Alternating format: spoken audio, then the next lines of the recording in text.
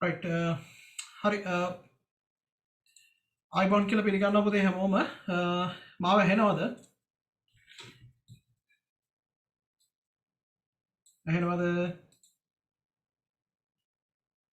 හරි ඉන්න මම ස්ක්‍රීන් එකට යන්නම්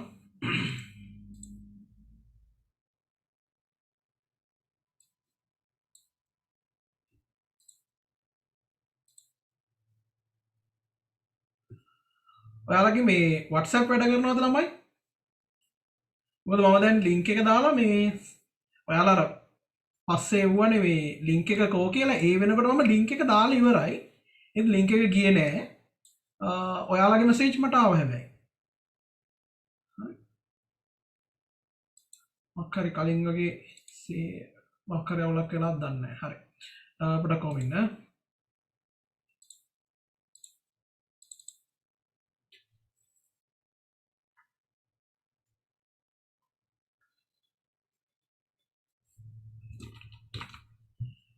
හරි වැඩි පටන් ගමු අපි තාම OS කොටස කතා කරමින් ඉන්නේ OS වල මේ අවසාන කොටසට ඇවිල්ලා තියෙන්නේ හරි මේ වෙනකොට මෙහෙයුම් පද්ධති වල අවසාන අන්තිමම හරිය තමයි මේ යන්නේ හරි මේ කොටස ඉවරුනහම අපි මතක කළමනාකරණයෙන් මතක විභාජනයෙන් හරි අපි ඇඩ්‍රසින් කතා කරනවා දැන් ඉස්සරහට අද පටන් ගන්න උත්සාහ කරනවා ඊ ටික හරි එතකොට ඇඩ්‍රසින් වලින් ගණන් හදනවා ඒ ටික ඉවර වුණාම එතන පාඩම ඉවරයි. right. හරි. වැඩි පටන් ගමු. ඔයාලට මතකද අපි ගිය සතියේ මොනවද කතා කරේ කියලා? අපි ගිය සතියේ මොනවද කතා කරේ? අපි මතක කළමනාකරණය පටන් ගත්තා. හරි. මම කිව්වා මතක කළමනාකරණය අවශ්‍ය වෙන්නේ ඇයි කියලා. මතක කළමනාකරණය අවශ්‍ය වෙන්නේ ඇයි කියලා. දැන් මෙහෙයුම් පද්ධතිය තුළ පරිගණකයේ තියෙන මතකය භාවිතා කරලා තමයි ක්‍රමලේඛ ධාවනය කරවන්නේ. ක්‍රමලේඛ ධාවනය කරවන්නේ මතකය භාවිතා කරලා. කොහොමද භාවිතා වෙන්නේ? මේ වැඩසටහන් හරි. දැක්කද?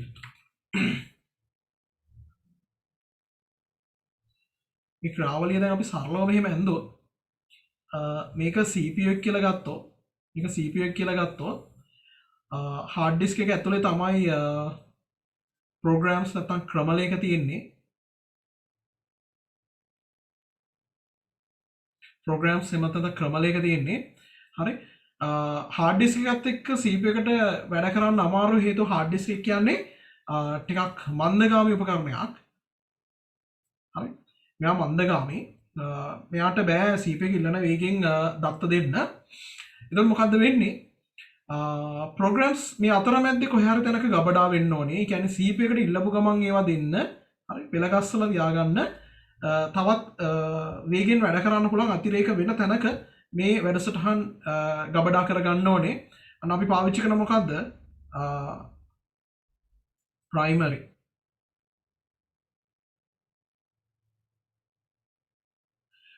memory එක. ප්‍රාථමික මතකය.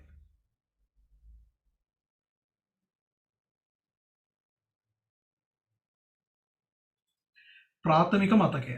හරි. right. එතකොට මේ ප්‍රාථමික මතකයට අපිට ක්‍රියායන නම් වන්න පුළුවන්. P1 P2 P3 වගේ ක්‍රියායන මේක ඇතුළට දාන්න පුළුවන්. එතකොට CPU එකට අවශ්‍ය පරිදි මේ ක්‍රියායන ඇතුළට අරගෙන ඒවා ප්‍රොසෙස් කරලා අවුට්පුට් එක නැවතත් ප්‍රාථමික මතකයට එවලා ඒවා ගබඩ ස්ථිර වශයෙන් ගබඩා කරන්න ඕන නම් ආයේ ප්‍රාථමික මතකයෙන් අරගෙන කොහෙටද යවන්න පුළුවන් අපිට සෙකන්ඩරි මතකයට නැත්නම් ද්විතීක මතකයට යවන්න පුළුවන්. ද්විතීක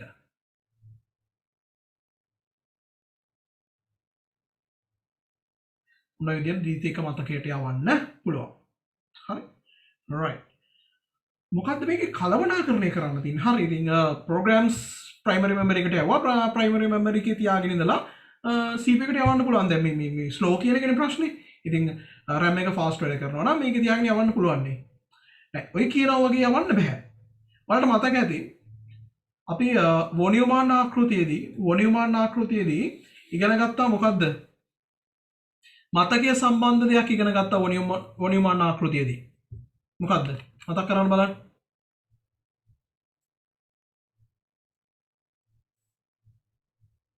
මොකද්ද වොනියුමාන් ආකෘතියේදී මේ පරිගණකයේ මතකය ගැන විශේෂ දෙයක් අර්ථ දක්වනවා. මොකද්ද කියලා අහන්නේ මම මේ. මට ඔයාලගේ උත්තරයක් ඕනේ. වොන් නියුමාන් ස්ටෝ කිරීමේ හැකියාව ඒක නෙමෙයි මං අහන්නේ. එහෙම කිව්වොත් තිබ්බා ඒක නෙමෙයි. ඊට වඩා මේ මතක කළමනාකරණය ගැන දෙයක් කියනවා. මතක් කරන්න. මතක තියෙන්න ඕනේ කොච්චර කී පාරක් කියවද අපි මේවා. මං කියන එක පාඩම් කරලා නෙමෙයි මං කියන එක අහගෙන ඉඳලා මතක තියෙන්න ඕනේ. අන්න හරි. තුන් දෙනෙක් කියලා දෙනවා. ලිපිනයන් භාවිතා කරන්න ඕනේ. මොකක්ද ලිපිනයන් කොහොමද ඒක හරියට කිව්වොත් මෙහෙමයි. අපි කියන්නේ CPU එක. CPU එක දත්ත හඳුනගන්නේ. දත්ත වලට කතා කරන්නේ. දත්ත ආමන්ත්‍රණය කරන්නේ දත්තේ නාමයෙන් නෙමෙයි. හරි. දත්තේ නාමයෙන් නෙමෙයි. මේකට පොඩ්ඩක් මොට්ටයක් දාමු.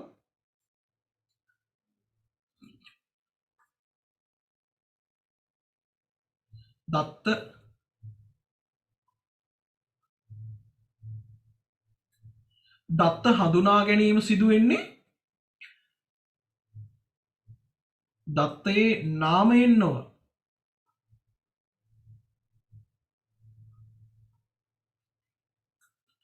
මොකෙන්ද නැත්නම්?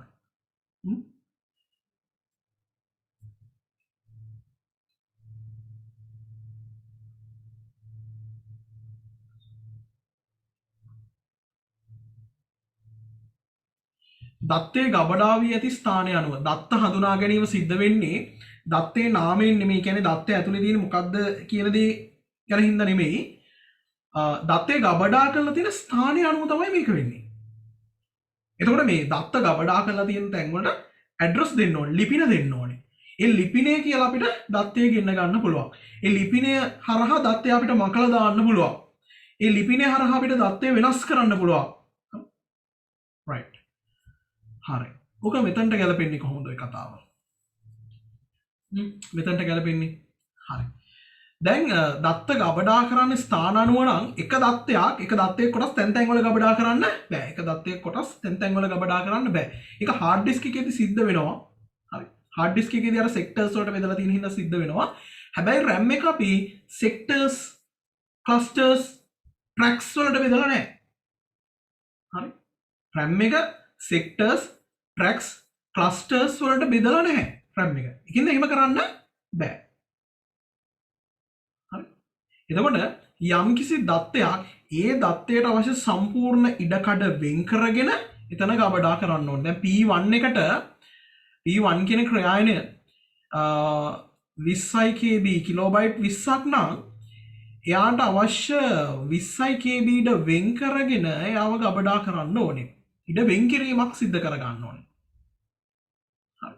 P2 කියන කෙනා කිලෝබයිට් 15යි නම් ප්‍රාථමික මතකයෙන් කිලෝබයිට් 15ක් එයා වෙනුවෙන් වෙන් කරගන්න ඕනේ. දැන් බැරි වෙලා හරි මේ අපිට RAM එකේ සෙක්ටර්ස්, ක්ලස්ටර්ස් වගේ දේවල් තිබ්බනම් අපිට මේක මෙහෙම මේ විදිහට ඉඩ වෙන් කරන්න අවශ්‍ය නැහැ. එහෙනම් කොහොමද කරන්නේ? අපිට පුළුවන් අහුවෙන සෙක්ටර්ස් ටිකක දත්ත ටික ලියලා අපිට පුළුවන් ඒ සෙක්ටර්ස් වල නම් ටික හඳුන ගන්න. සෙක්ටර්ස් වල ඇඩ්‍රස් ටික හඳුන ගන්න. හැබැයි එහෙම සෙක්ටර්ස් නෑ RAM එකේ. හරි ක්ලස්ටර්ස් නෑ. ඒකින්ද ඒ ක්‍රමයේ මෙතනට හරියන්නේ නෑ. අපි මොකද්ද කරන්නේ? ඒ දත්ත වලට හරියන්න ඉඩ වෙන් කරනවා. හරි. ප්‍රෝග්‍රෑම් එකට ක්‍රම ලේඛනයකට දත්ත වලට හරියන්න ඒකට ගැලපෙන්න ඉඩ වෙන් කරනවා. මේ ඉඩ වෙන් කිරීමේදී හරි අපි කතා කරා මොනවද? මේ ඉඩ වෙන් කිරීමේදී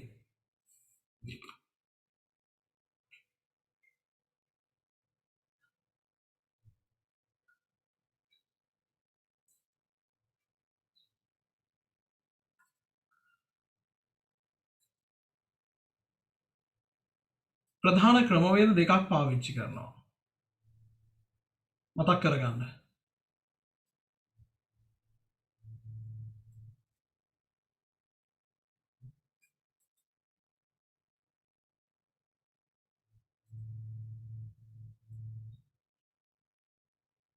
අපිට පුළුවන් එකම ප්‍රමාණය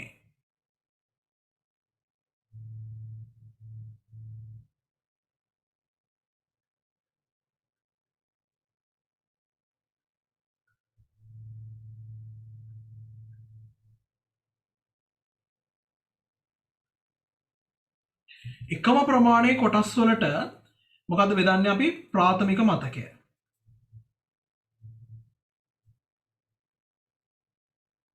හරි ප්‍රාථමික මතකය එකම ප්‍රමාණයේ කුඩා කොටස් වලට බෙදනවා. මේවා සෙක්ටර්ස් නෙමෙයි. මේවා සෙක්ටර්ස් නෙමෙයි. අපිට මේවට ඕනනම් පාටිෂන් කියලා කියන්න පුළුවන්. හැබැයි අපි මේවට පාටිෂන් කියන නම පාවිච්චි කරන්නේ නැහැ. අපි සාමාන්‍යයෙන් පාවිච්චි කරන මේවට allocation unit කියලා පාවිච්චි කරනවා නම. හරි.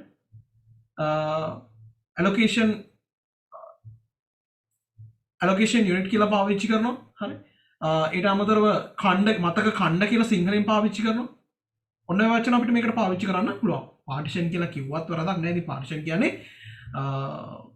ටෙක්නිකල් වචනයකට වඩා ඒක නිකන් සාමාන්‍ය ව්‍යවහාරයේ තියෙන වචනයක් නේ. හරි. මෙන්න මේ විදියට සමාන කොටස් වලට ප්‍රාථමික මතකය විභාජනය කරනවට ප්‍රාථමික මතකයේ සමාන කොටස් වලට විභාජනය කරනවට කියන්නේ බෙදනවට අපි කියනවා මොකද්ද? නියත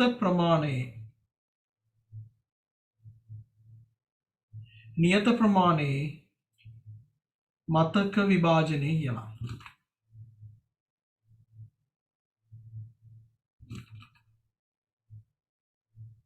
නියත ප්‍රමාණය සමාන කොටස් වලට මතකය බෙදලා. සමාන කොටස් වලට මතකය බෙදලා. හරි. මෙතන කොහොමද මතකයේ මේ ක්‍රියායන ගබඩා වුනේ? අපි 20 KB 20 KB ක්‍රියායනයක් මේකට ලෝඩ් කරන්න හැදුවොත් මෙන්න මේ වගේ දැන් 10 එවනේ 10 වටනේ මේ කඩලා තියෙන්නේ. අපිට පුළුවන් මෙන්න මේ වගේ allocation unit දෙකක් පාවිච්චි කරලා 20 KB process එකක් මේකට ලෝඩ් කරන්න. ඒක ගැටලුවක් නැහැ. තව අපි හිතමු 5 KB process එකක් තියෙනවා කියලා. යවත් අපිට මේ 10 එක කොටසක් අරගෙන කිලෝබයිට් 10 කොටස් වලට බෙදලා තියෙන්නේ. කිලෝබයිට් 10 එක allocation unit එකක් අරගෙන අපිට පුළුවන් මෙයාව ඒක ඇතුලේ ගබඩා කරන්න. හැබැයි ඉතින් ඒක සම්පූර්ණයෙන්ම පිරෙන්නේ නැහැ. දැන් ඉතින් මෙතන භාගයක් පිරේ. මෙතනදී ඇති වෙනවා මොකද්ද? memory hole එකක්. memory hole. එහෙමත් නැත්නම් මතක කුහරයක් ඇති වෙනවා. හරි. දැන් මේ ඉතුරු වෙච්ච කිලෝ මතක කුහරයේ ප්‍රමාණය අපි දැන් මෙතනට මේ උදාහරණ හැටියට කිව්වොත් මෙතනදී 5 KB මතක කුහරයක් හැදිලා තියෙනවා. දැන් මේ මතක කුහරයට අපිට තව අපි හිතමු තව process එකක් තියෙනවා. එයාත් 5 KB එයා P3 මේ මතක කුහරේ අපිට 5 KB තිබ්බා කියලා මෙන්න මේ ක්‍රියායනය මෙතනට නංවන්න බෑ. මෙයාව ගෙනහිල්ලා එතනට දාන්න බෑ. හරි. දාන්න බැරි වෙන්න එක හේතුව තමයි ඇඩ්‍රස් ස්කීම් එකක් හදන්න බෑ. අනිත් මේ ක්‍රමය ඇතුලේ එහෙම කරන්න බෑ. මේ ක්‍රමය ඇතුලේ මේ ප්‍රොටෝකෝල් එක ඇතුලේ අපිට එහෙම කරන්න බෑ. එතකොට මෙයාව දානවා නම් කොහෙටද දාන්න වෙන්නේ? මේ තව 10 KB allocation unit එකක් අරගෙන අන්න ඒක ඇතුළට අපිට මෙයාව දාන්න පුළුවන්.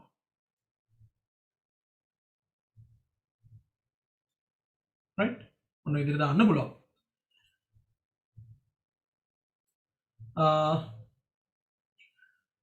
අපි හිතමු තව 20 KB process එකක් එනවා කියලා.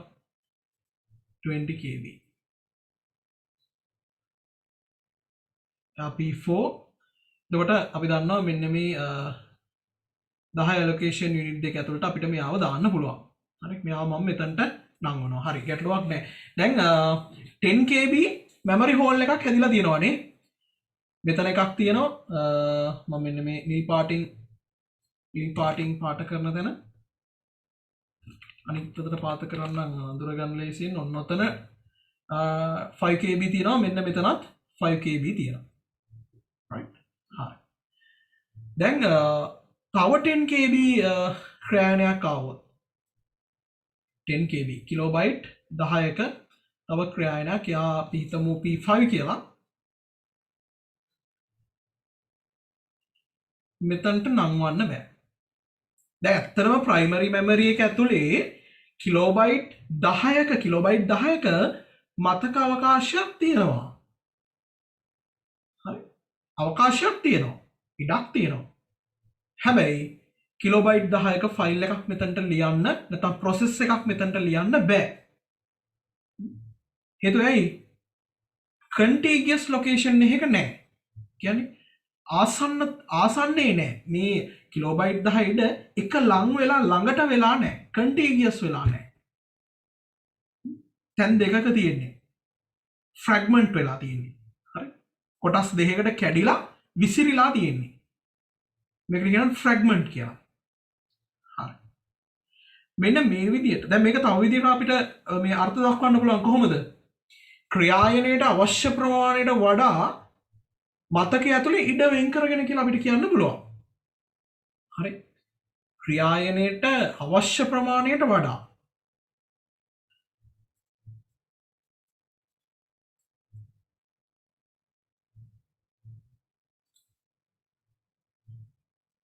අවශ්‍ය පමණට වඩා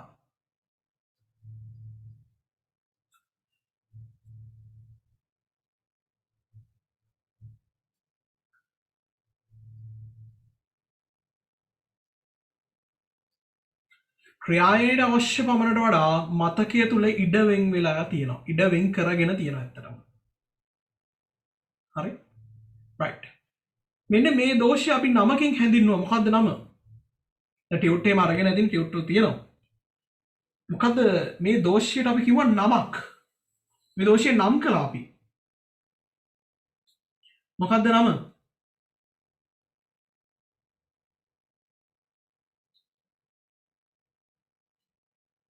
මේ දෝෂයට අපි නමක් දුන්නා.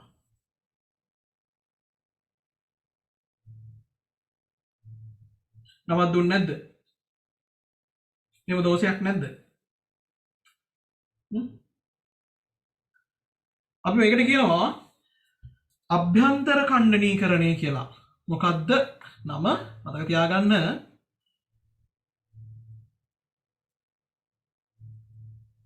අභ්‍යන්තර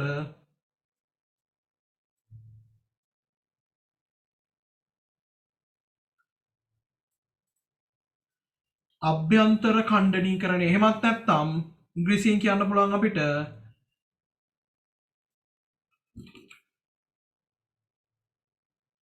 internal fragmentation කියලා.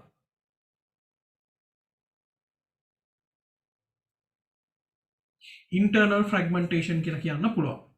හරි? right. දැන් මේ internal fragmentation නැත්නම් අභ්‍යන්තර ඛණ්ඩනීකරණය කියන දේ ඇති වුණේ මොකක් නිසාද? මේවා මේ නියත ප්‍රමාණවලට allocate කරලා තියෙන හින්දා නැත්නම් මොනවා කරලා තියෙන හින්දාද? විභාජනය කරලා තියෙන හින්දා. නියත ප්‍රමාණයේ කොටස් වලට මතකය විභාජනය කරලා තියෙන හින්දා තමයි මෙන්න මේ ගැටලුව ඇති වුණේ. හරිද? එතකොට මේ අභ්‍යන්තර ඛණ්ඩනීකරණය සිද්ධ වෙන්නේ කොතනද? මොන වගේ විභාජන ක්‍රමයක් ඇතුලේ විතරද? මේක සිද්ධ වෙන්නේ නියත ප්‍රමාණය කියන එක මෙතන ලියලා තියෙනවා. මම ඉංග්‍රීසි එක ලියන්නම්. fixed size allocation. fixed size එහෙම නැත්නම් නියත ප්‍රමාණයේ විභාජන ක්‍රමයක් තුල පමණයි මේ අභ්‍යන්තර ඛණ්ඩනීකරණය කියන දේ මේ ගැටලුව ඇති වෙන්නේ. හරි? මේ ගැටලුව ඇති වෙන්නේ. හරි. මේක ඔන්න ඔය විදියට ඔයාට විස්තර කරන්න පුළුවන් වෙන්න ඕනේ. තව කෙනෙක්ට හරි ඔයාටම හරි විස්තර කරගන්න පුළුවන් වෙන්න ඕනේ. බලන්න පුළුවන්ද කියලා. අන්න ඒ මට්ටමට මේක වැදුනා නම් ඔළුවට ඔයා අභ්‍යන්තර ඛණ්ඩනීකරණය කියන දේ සහ නියත ප්‍රමාණයේ මතක විභාජනය කියන දේ හරියට ඔළුවට දාගෙන තියෙනවා. හරි? බලන්න මේ රූපෙ දිහා ආයෙ ටික වෙලාවක් බලාගෙන වාට බලන්න මේ වෙච්ච දේවල් ටික වාට තනියෙන් අවබෝධ කරගෙන තනියෙන් හිතට ගන්න පුළුවන්ද කියලා. දැන් ආයෙ මේක මේ මොහොතේ අඳින්න යන්න ඕනේ නැහැ. පස්සේ වෙලාවක හරි කඩදාසියක් ගන්න ඔයාම ඔයාගේ හිතටම නියත ප්‍රමාණයේ මතක විභාජනය ගැන කියලා දෙමින් හරි ඒක හින්දා අභ්‍යන්තර ඛණ්ඩනීකරණය ඇති වෙන විදිය විස්තර කරන්න. හරි ඒක වෙන වෙලාවක් කරන්න. දැන් මේක දිහා බලලා ඔය කියපු දේ කරන්න පුළුවන්ද කියලා බලන්න. මේ රූපෙ දිහා පොඩ්ඩක් කියලා බලන් ඉඳලා හරි නියත ප්‍රමාණයේ මතක විභාජනය මොකක්ද කියලා තේරුම් ගන්න මේකෙන්. හරි ක්‍රියායන මම මේ ලෝඩ් කරපු විදිය ඔයාම ඔයාගේ හිතට ධාරණය කරගන්න. මෙමරි හෝල් එකක් ඇති වෙච්ච විදිය හිතන්න. හරි ඊට පස්සේ අභ්‍යන්තර ඛණ්ඩනීකරණය කියන කාරණාව ගැන හිතන්න. විනාඩියක් දෙන පොඩි වෙලාවක්. විනාඩියක පොඩි වෙලාවක් දෙන්න. හරි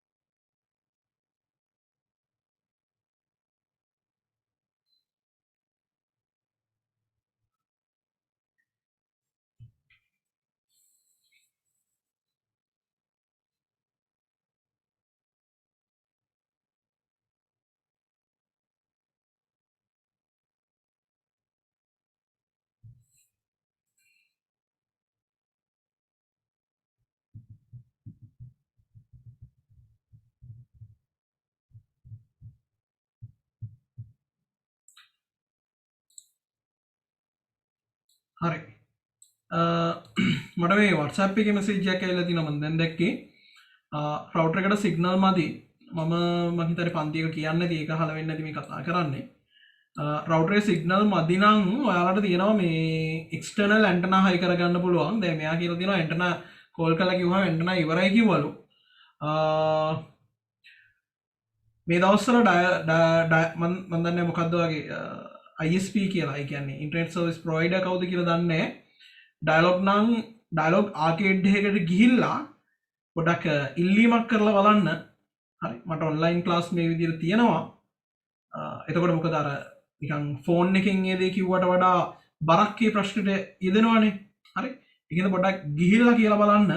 ඉවරයි නම් ඉතින් කරන්න දෙයක් නැහැනේ. හැබැයි මම ඉන්ටර්නෙට් එකේ දැක්කා මේ මොකක් හරි ඉන්ටර්නෙට් ගෲප් එකක මේ Facebook එකේ තියෙන ගෲප් එකක ඉලෙක්ට්‍රොනික සම්බන්ධව තියෙන දාලා තිබ්බා මේ ඇන්ටනා මෙහි හදලා ඒ කියන්නේ පිටරටින් ගෙන්නපුවා නම් නෙමෙයි මෙහි හදපු එක සාර්ථකයි කියලා සමහර අය කමෙන්ට් දාලා තිබ්බා. ඉතින් මට අවශ්‍යතාවයක් තිබ්බේ නැහැ. හරි. එහෙම ඇඩ් එකක් මම දැක්කොත් ආයි පොඩ්ඩක් මම මේ ගෲප් එකේ දාන්නම්.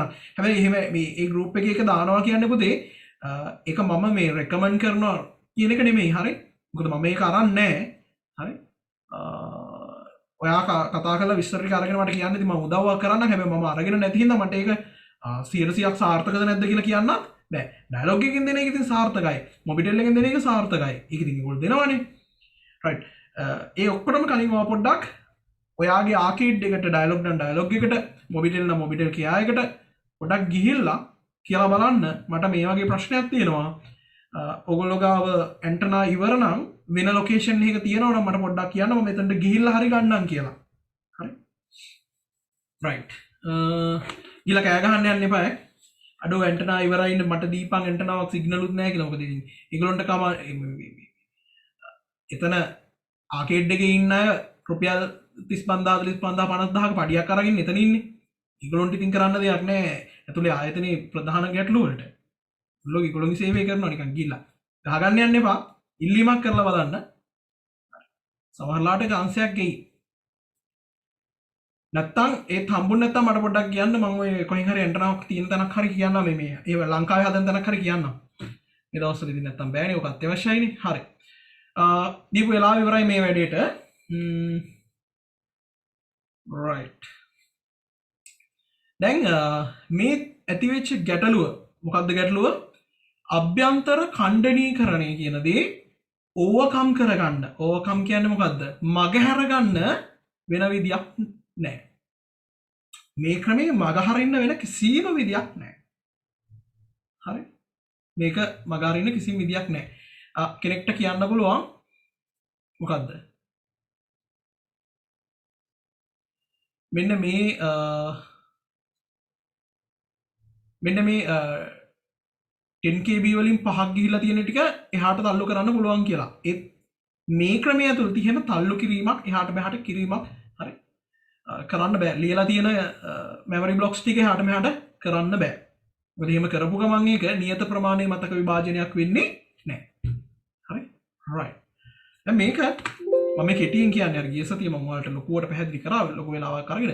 කෙටියෙන් ආයෙ ටික මතක් කරනවා මොකද නිකන් මේවා අපිට මේ එකපාරක් උගන්නලා හරි තේරුණානේ කියලා ඊළඟ කොටසට යන්න බෑ. පොඩ්ඩක් මේක තුල එහාට මෙහාට හැලහැප්පීම් සිද්ධ වෙන්න ඕනේ. මේක 3-4 පාරක් මම ඔයාලට කියන්න ඕනේ.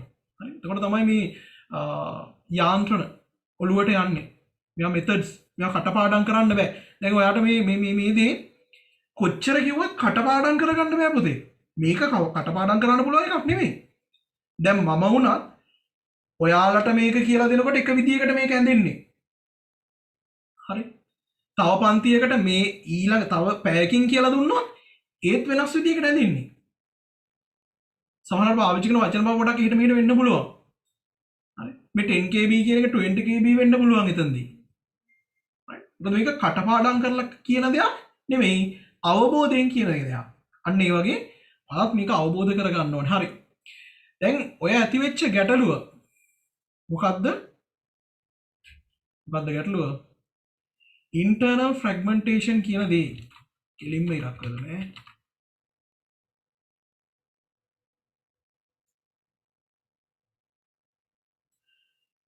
හරි. internal fragmentation එක නැති කරගන්න ක්‍රමවේදයක් හැදුනා. මොකද්ද? අනියත ප්‍රමාණයේ මතක විභාජනය. එතනදී මොකද සිද්ධ වුනේ?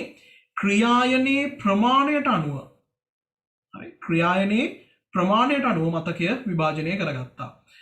උදාහරණයක් විදිහට 10KB තිබ්බනම් process එකක් එකට ගන්නෙත් 10KBම තමයි. හරි 10KB අරගෙන එයාව ලියනවා.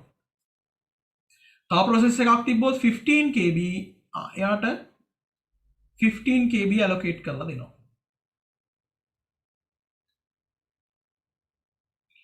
මේ තව ක්‍රියායනයක් තියෙනවා 5KB කියලා.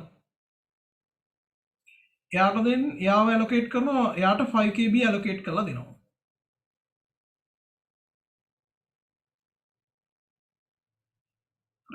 තව ක්‍රියායනයක් තිබ්බොත්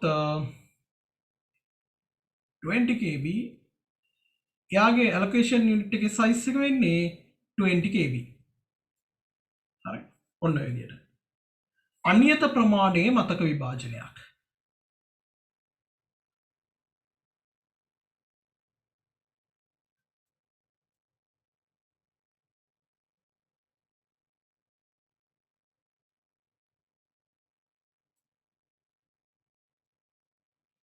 අනියත ප්‍රමාණයේ මතක විභාජනයක්. හරි? අපිට කියන්න පුළුවන් variable size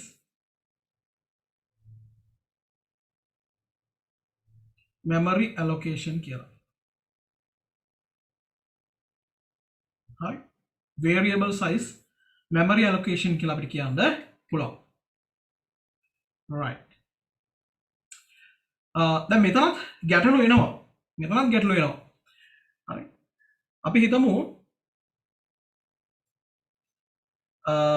මේ P2 කියන කෙනාව අපි ස්වැප් කරනවා.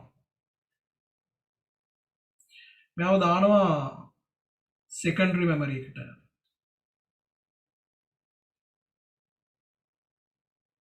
secondary memory එකට දානවා. හරි? right. ඔන්න 15KB P2 දැම්මා. right දැම්මා.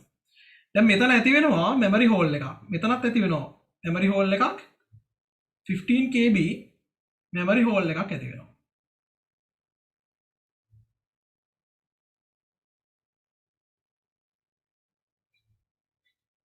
right. දැන් අපි හිතමු අපි නිකන් හිතමු හරි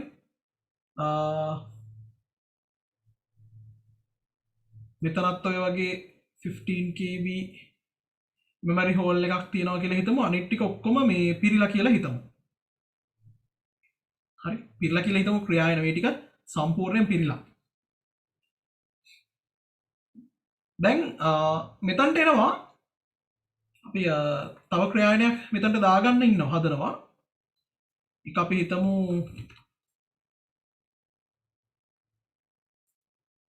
මේක ඇතුළට දාගන්න ඕනේ. හිතමු යා 30 KB කියලා. කිලෝබයිට් 30. හරි කිලෝබයිට් 30. දැන් මේකේ memory holes දෙකක් තියෙනවා 15 KB. දැන් ඉඩ ඇති රින් වෙලා තියෙන ඉඩ හොඳටම ප්‍රමාණවත්. 15ක් තියෙනවා 15ක් තියෙනවා 15 15 30යි. හැබැයි ඒත් මොකද්ද කරන්න බැරි?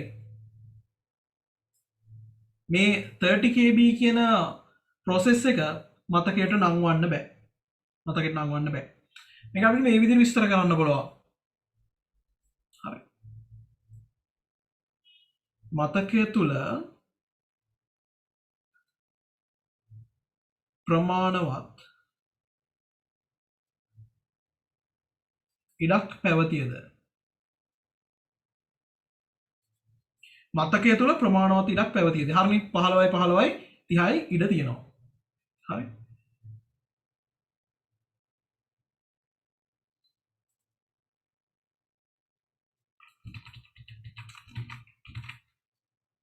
එම ඉඩ විසිර පවතින නිසා හරි 15කුයි 15කුයි තියෙනවා 30ක් වෙන්න හැබැයි තියෙන්නේ තැන් දෙකක හරි තැන් දෙකක තියෙන්නේ right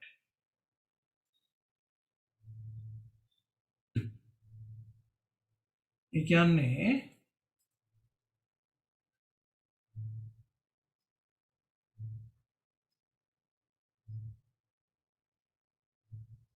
non contiguous තැන්වල තියෙන්නේ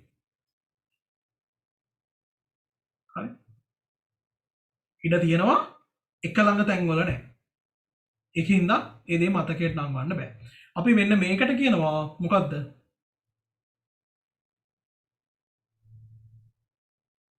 external fragmentation කියලා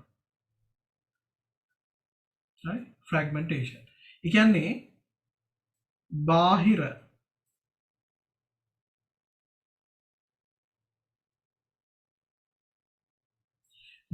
ඛණ්ඩනීකරණය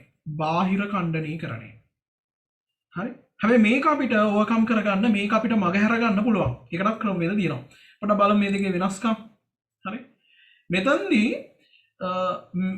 මේ ඉඩ ඇති වුණේ හිස් ඉඩ අර memory holes ඇති වුණේ මතක කුහර ඇති වුණේ allocation unit ඇතුලේ තමයි මේ memory holes ඇති වුණේ හරි අන්න ඒකයි මේකට අභ්‍යන්තර ඛණ්ඩනීකරණය කියලා කියන්නේ memory hole එකක් ඇති වුණේ allocation unit එකක් ඇතුලේ allocate කරලා තියෙන partition එකක් ඇතුලේ තමයි ඒක අභ්‍යන්තරයේ තමයි memory holes ඇති වුණේ මෙතනට එන්න මෙතන එහෙම මේ partition එක ඇතුලේ නෙමෙයි partition එක ඇතුලේ නෙමෙයි partition එක ගැලවිලා ගියයින් පස්සේ අනිත් partition වලට එළියේ තමයි memory hole එක ඇති වෙන්නේ අන්න ඒකයි බාහිර කියන වචනේ මෙතන පාවිච්චි වෙන්නේ බාහිර කියන වචනේ මෙතන පාවිච්චි වෙන්නේ අන්න ඒකයි right හරි මේ කතා කරපු කොටස් දෙක පැහැදිලිද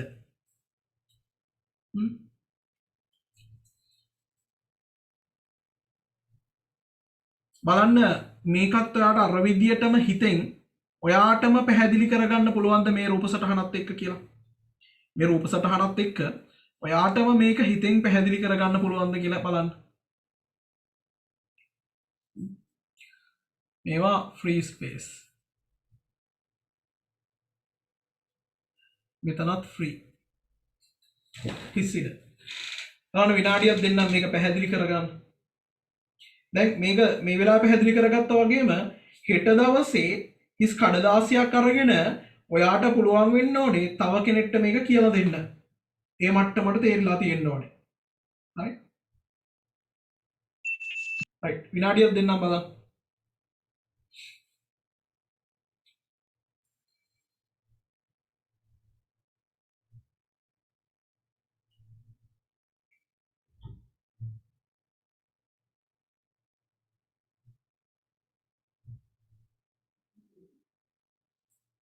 ටියුට් එකේ තියෙනවා මේ 16 වෙනි පිටුවේ මේ අභ්‍යන්තර ඉන්ටර්නල් ෆ්‍රැග්මන්ටේෂන් එකයි එක්ස්ටර්නල් ෆ්‍රැග්මන්ටේෂන් එකේ පොඩි නෝට් එකකුත් දැන් ලියන්න ඕනේ. පොඩ්ඩක් ලියා ගන්න තියෙනවා. සර් ඒක ආයේ කියන්නකෝ කියලා තියෙනවා. කොහොමද ආයේ කියන්න ඕනේ?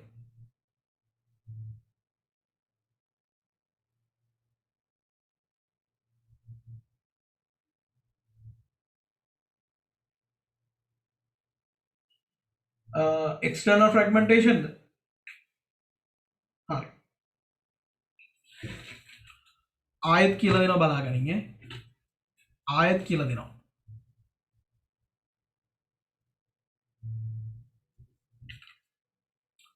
කෙලින් ඉරි ගහන්න බෑ බම් මේකේ.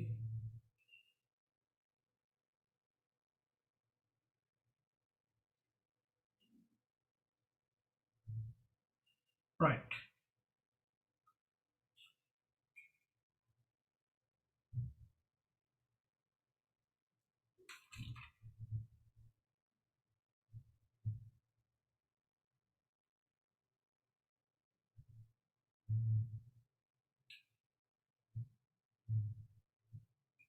secondary memory ද්විතීක මතකය.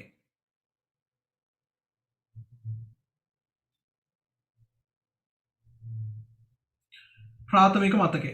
ඒ කියන්නේ RAM එක. හරි. RAM එක ඇතුළට අපි ක්‍රියායන දානවා. විදමු මෙතනට දානවා කිලෝබයිට් 10ක එකක්. යා process 1. තව දානවා 15ක එකක්.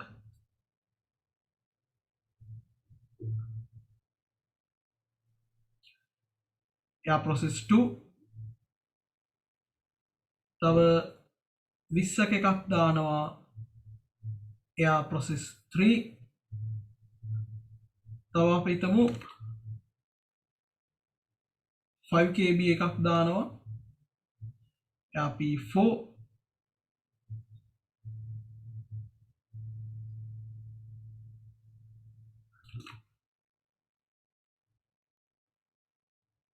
කිලෝබයිට් 20ක process එකක් දානවා එයා P5. හරි. දැන් මෙතන ක්‍රියායන පහක් මතකයට නංවලා තියෙනවා. දැන් අර මේ ෆික්ස් සයිස් වගේ නෙමෙයි. ෆික්ස් සයිස් වගේ නෙමෙයි. ෆික්ස් සයිස් වල කොහොමද උනේ? 10 10 10 වට තමයි ඔක්කොම බෙදන්නේ. මෙතන බෙදලා තියෙන්නේ 10 10 වට.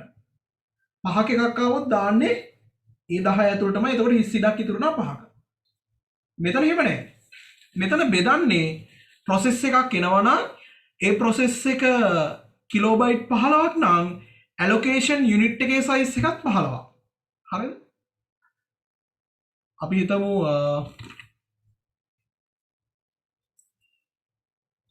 ඒක මෙතන ලියන්න. process එකේ size එක හරි. කිලෝබයිට් 10ක් නම් allocation unit එකේ size එකක්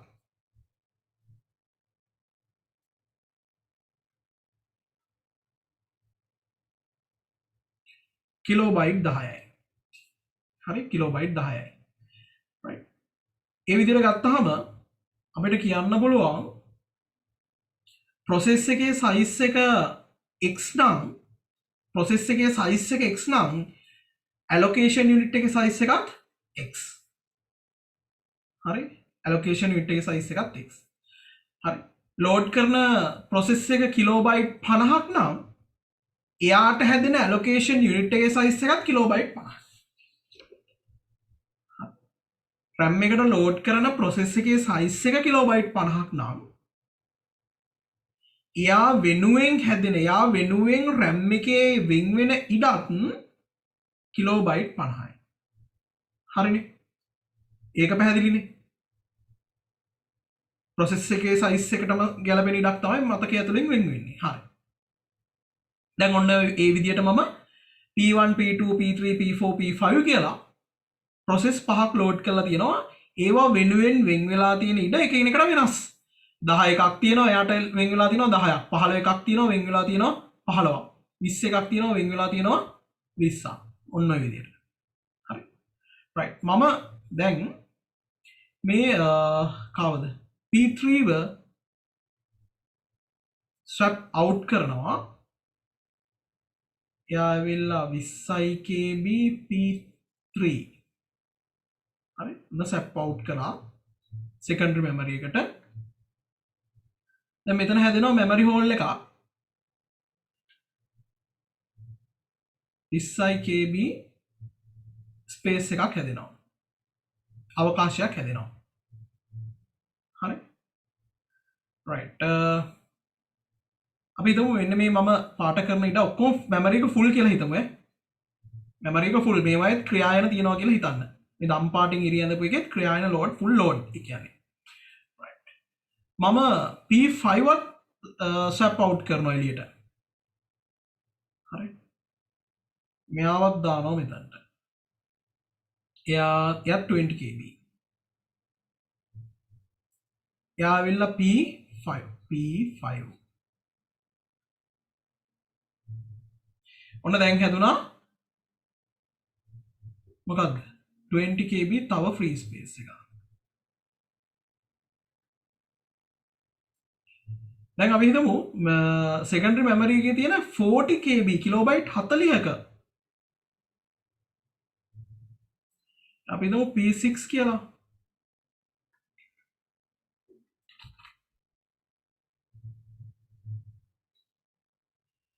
මෙයාව මට primary memory එකට ගේන්න ඕනේ.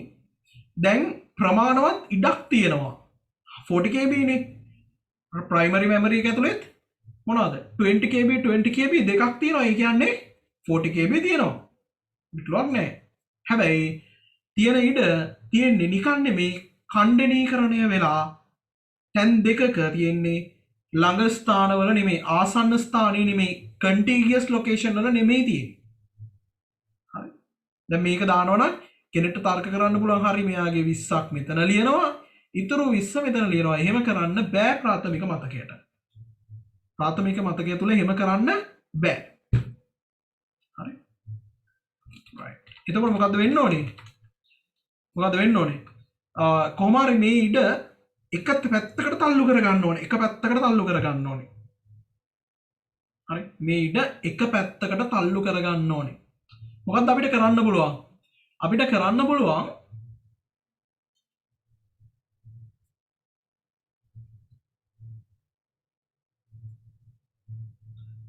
now අයින් කළා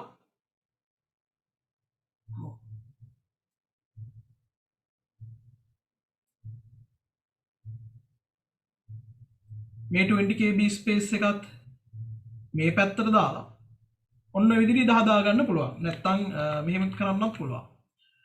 right.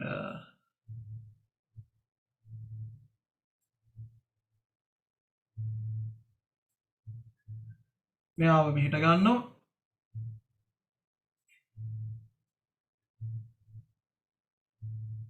මේ හිස් ඉඩ මෙහෙට තල්ලු කරනවා. මේ process එක මෙහෙට දානවා. හරි. ඔන්න විදිහට දානවා. දැන් කලින් මොකද උනේ process තුනක් දැන් RAM එක ඇතුලේ තිබ්බා. හැබැයි free space එකත් ඒ අතරේ ඛණ්ඩනීකරණය වෙලා තිබ්බා. දැන් මම මොකද කරගත්තේ?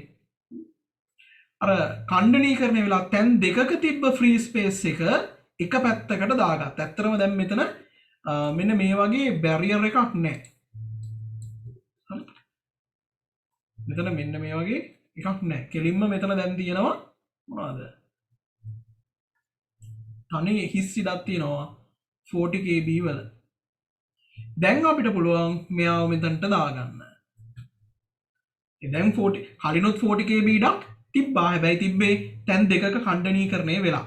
අර ක්‍රියායන හෝමාරු කරද්දී එහෙට මෙහෙට ගිහිල්ලා තිබ්බේ. හරි. දැන් අපි යම්කිසි ක්‍රියාවලියක් කරලා ඉඩ අර හිස් ඉඩ එක පැත්තකටයි RAM එකේ ලෝඩ් වෙලා තියෙන ක්‍රියායන තව පැත්තකටයි තල්ලු කරගත්තා. තල්ලු කරලා හිස් ඉඩ සම්පූර්ණ හිස් ඉඩ එක පැත්තකට ගත්තා. හරි. සම්පූර්ණ හිස් ඉඩ එක තැනකට ගත්තා. හරි.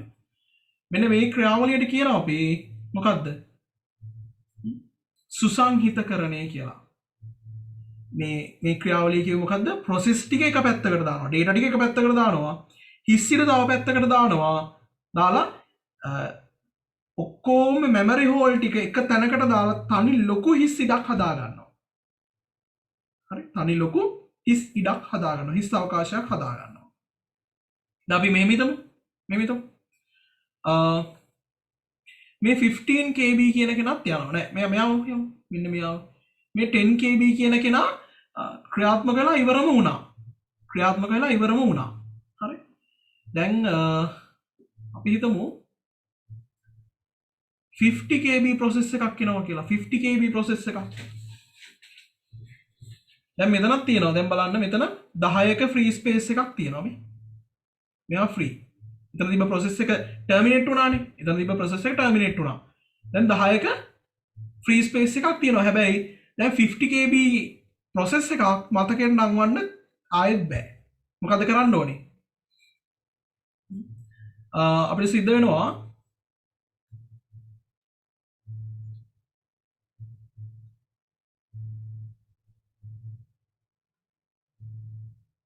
මෙයාව හිස් ඉඩ මෙහෙට දාලා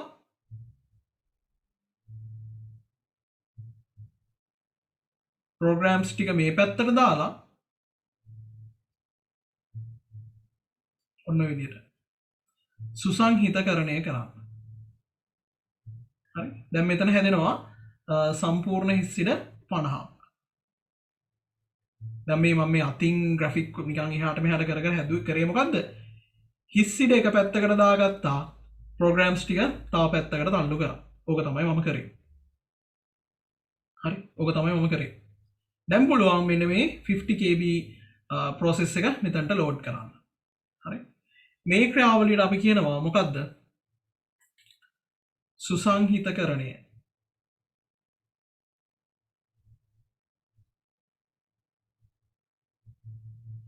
සුසංහිතකරණය එහෙමත් නැත්නම්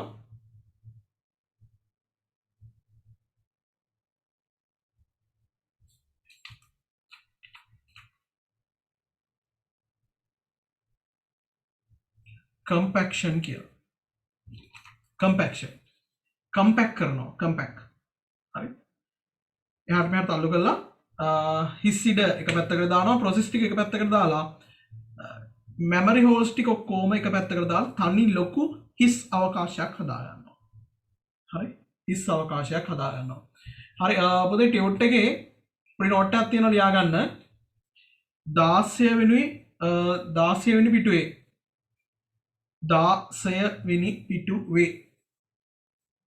තිත්තිරක් ගහලා ඇතිනේ. තිත්තිරි ටිකක් තියෙනවනේ 16 වෙනි පිටුවේ. පොඩි නෝට් එකක් තියෙනවා ලියා ගන්න. හරි. පොඩි නෝට් එකක් තියෙනවා ලියා ගන්න. හරි. ටියුට් එක ගන්න. ටක් ගාලා ටියුට් එක ගන්න. ටියුට් එක අතේ තියෙනවනේ. පෙරලා ගන්න 16 වෙනි පිටුවට. 16 වෙනි පිටුවට. මුලින්ම අභ්‍යන්තර ඛණ්ඩනීකරණය තියෙනවා. අභ්‍යන්තර ඛණ්ඩනීකරණය එතන නෝට් එක ලියාගමු. හරි. මම දැන් නෝට් එක විදිහට දෙන්නේ මොකක්ද දන්නවද? ඔය උතන මේ ඔයාලට මේ අභ්‍යන්තර ඛණ්ඩනීකරණය මොකක්ද කියන එක උතන print කරලා තියෙනවා ටියුට් එකේ. අභ්‍යන්තර ඛණ්ඩනීකරණය මොකක්ද කියලා කියන දේ උතන print කරලා තියෙනවා ටියුට් එකේ. මම මොකක්ද දන්නවද කරන්න යන්නේ? ඔය රූපේ පොඩ්ඩක් උතන විස්තර කරන්න යන්නේ. හරි. මෙහෙම ලියන්න.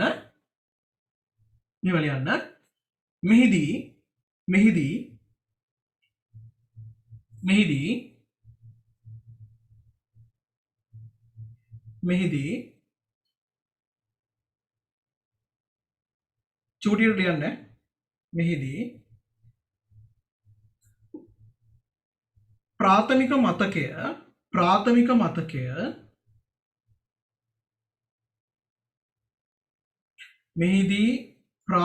මතකය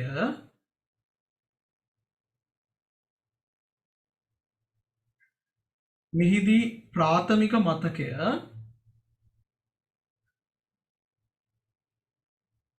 කිලෝබයිට් 10 10kb කියලා ලියන්න කිලෝබයිට් 10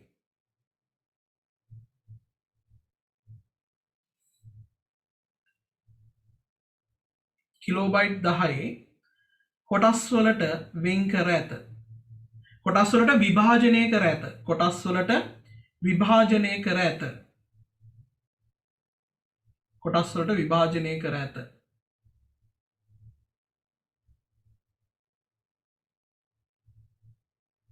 කොටස් වලට විභාජනය කර ඇත.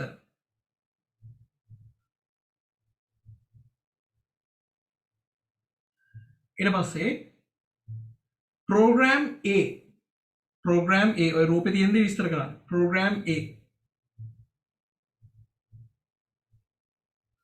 program A කිලෝබයිට් 8ක 8kb කිලෝබයිට් 8ක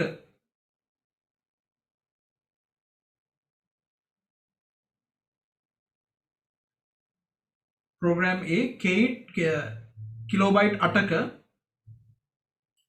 ප්‍රමාණයක් වුවද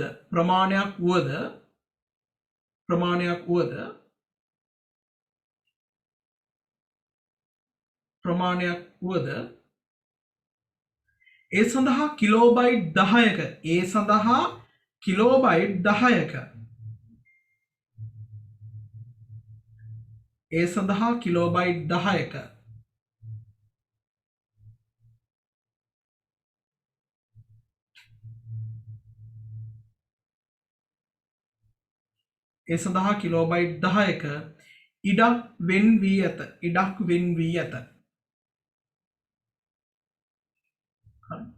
වෙන් වී ඇත.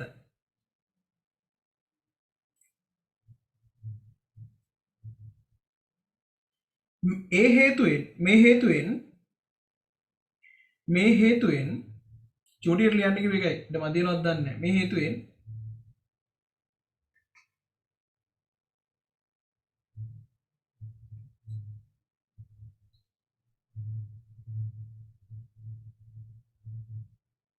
කිලෝබයිට් 2ක 2kb කියලා ලියවන ඇති. කිලෝබයිට් 2ක මතක සිදුරක්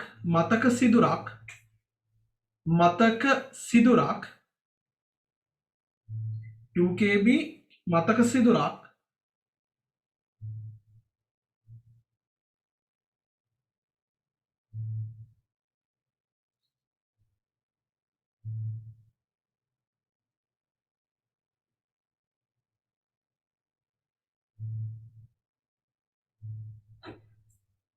memory block එක තුල මේ විදිහට memory block තුල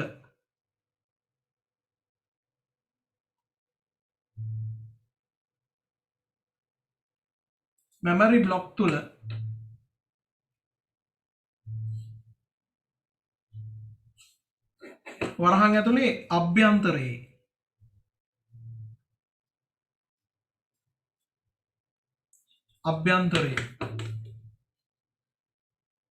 නිර්මාණය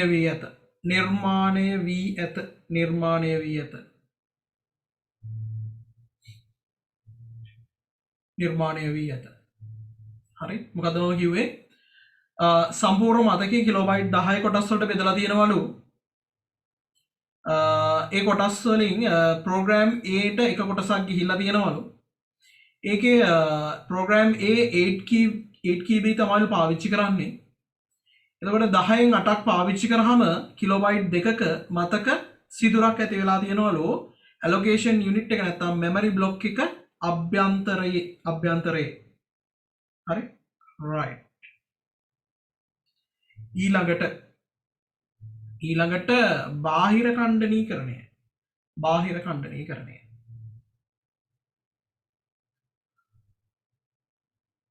මෙතන ලියන්න මෙතන ලියන්න මෙතන ඊට මදි වුණත් ඒ තිත්තිර ඊට මදි වුණත් පහළට ඊට තියෙනවනේ තවනේ. හරි මේව ලියන්න.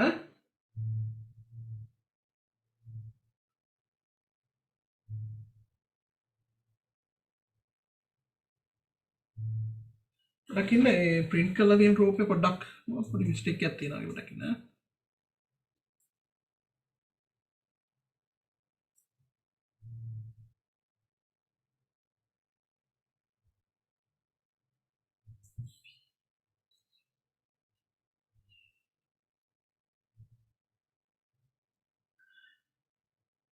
පොඩි ටියුට් එකේ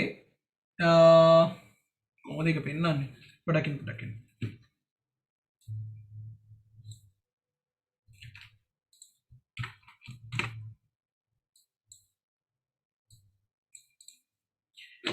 ටියුට් එකේ 16 වෙනි පිටුවේ මෙන්න මේ රූපේ තියෙනවානේ. මෙන්න මෙතන පොඩි මිස්ටේක් එකක් තියෙනවා.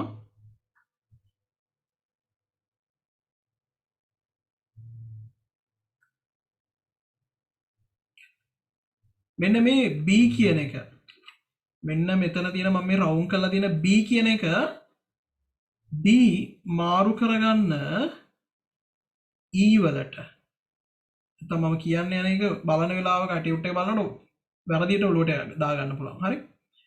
B කියලා ප්‍රෝග්‍රෑම් දෙකක් තියෙන්න බෑනේ මෙතන මේ. මෙතන දැන් මෙතනින් ඊතලයේ ගහලා තියෙනවා මම ස්වැප් අවුට් කරනවා කියලා ප්‍රෝග්‍රෑම් B. මෙතනත් ප්‍රෝග්‍රෑම් B තියෙනවනේ. එතකොට පැටලෙන්න පුළුවන්. මෙන්න මේ පාට කරන තැන තියෙන B කියන එක වෙනස් කරගන්න E වලට වෙනස් කරගන්න E වලට. හරි.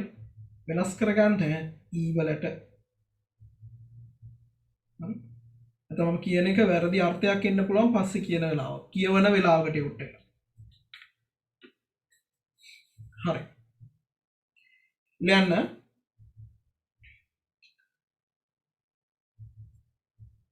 ඉහත ප්‍රාථමික මතකය තුළින් ඉහත ප්‍රාථමික මතකය තුළින් නැත්තම් මෙම කියලා ලිව්වත් කමන්නේ ඕන විදිහකට ලියන්න. අදහස එන්නයි ඕනේ. ඉහත ප්‍රාථමික මතකය තුළින් program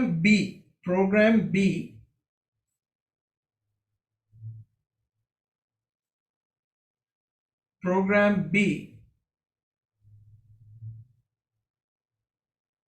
අතත්‍ය මතකය තුලට ප්‍රතිහරණය කරයි. අතත්‍ය මතකය තුලට ප්‍රතිහරණය කරයි.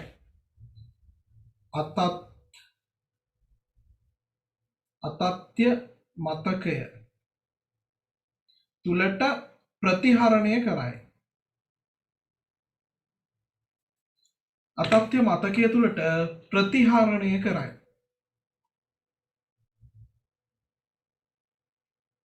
අතත්‍ය මතකය තුලට ප්‍රතිහරණය කරයි. හරි. අතත්‍ය මතකය තුලට ප්‍රතිහරණය කරයි. එමගින් 20 KB කිලෝබයිට් 20ක 20 KB මතක කුහරයක් නිර්මාණය වේ. මතක කුහරයක් නිර්මාණය වේ. මතක කුහරයක් නිර්මාණය වේ. මතක සිදුරක් කිව්වත් හරි. මතක කුහරයක් නිර්මාණය වේ.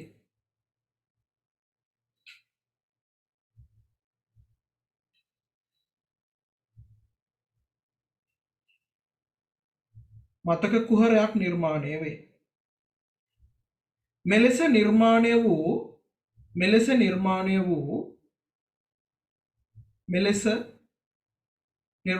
වූ 5 KB කමාවක් 10 KB කතා කරන්න මෙන්න මේ දෙන්න ගැන. 5 KB කමාවක් 10 KB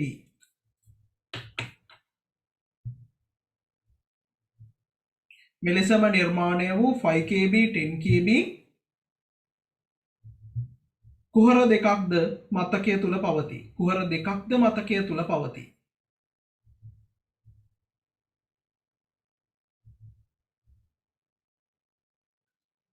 කුහර දෙකක්ද මතකය තුල පවතී.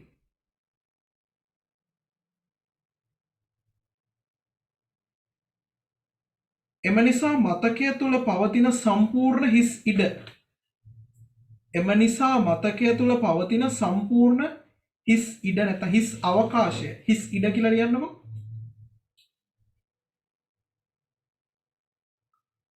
හිස් ඉඩ 35 kb වේ 35 kb වේ මෙතන 20යි මෙතන 10යි 30යි මෙතන පහක් තියෙනවා 35යි 35 kb වේ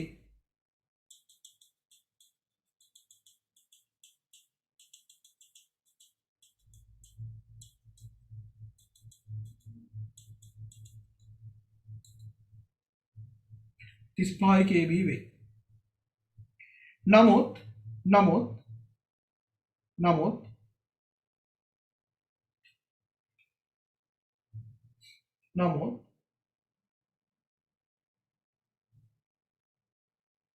එම ඉඩ ඛණ්ඩනීකරණය වී විසිර පවතින නිසා එම ඉඩ ඛණ්ඩනීකරණය වී විසිර පවතින නිසා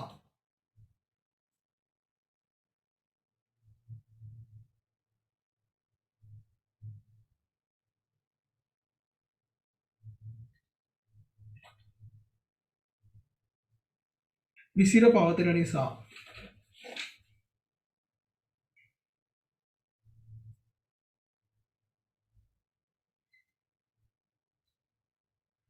අතත්‍ය මතකයේ පවතින අතත්‍ය මතකයේ පවතින අතත්‍ය මතකයේ පවතින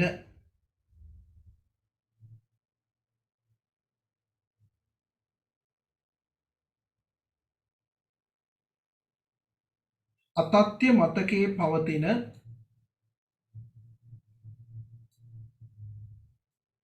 25 kb program D 25 kb program D මතකයට නැංවීමට නොහැක මතකයට නැංවීමට නොහැක මතකයට නැංවීමට නොහැක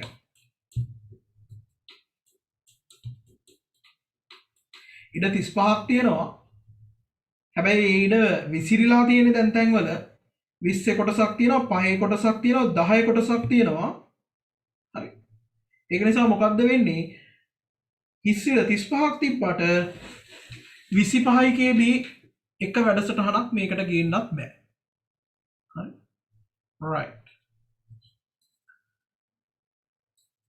හරි ඔලුවට යන්න ඇති හරි ඔලුවට යන්න ඇති නෙමෙයි යන්න ඕනේ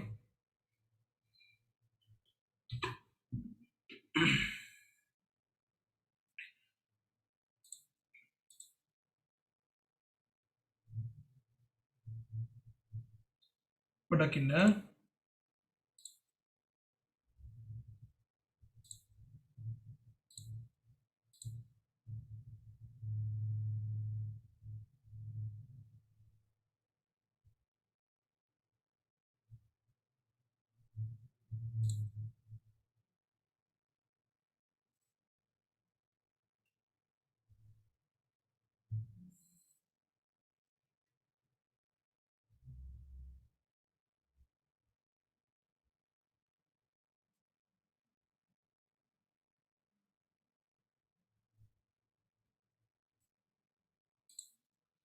හරි ඊළඟට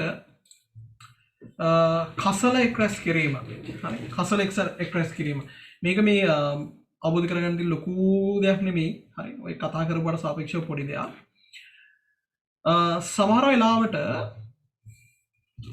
කිලින් ඉරි ගහන්න බෑනේ මේකේ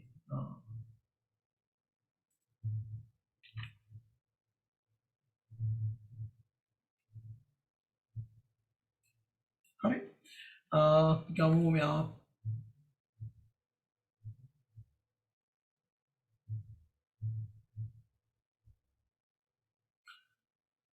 ප්‍රයිමරි මෙමරි එක සමහර වෙලාවට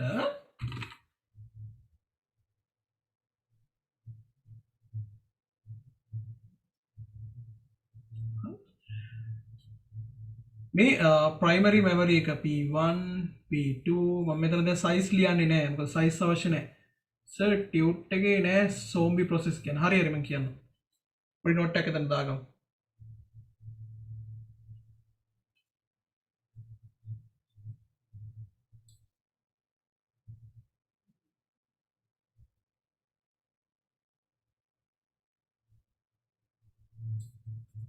හරි මේ වලිය මේ බලන්න P4 කියලා ගමු මේ විදිහට ප්‍රොසෙස් වලින් සමහර ප්‍රොසෙස් ක්‍රියාත්මක වෙලා දැන් P1 අපි හිතමු රනින් කියලා මෙයා රන් වෙනවා P2 රන් වෙනවා හරි P3 රන් වෙනවා කියලා හිතමු P4 රන් වෙලා ඉවරයි යා ටර්මිනේට්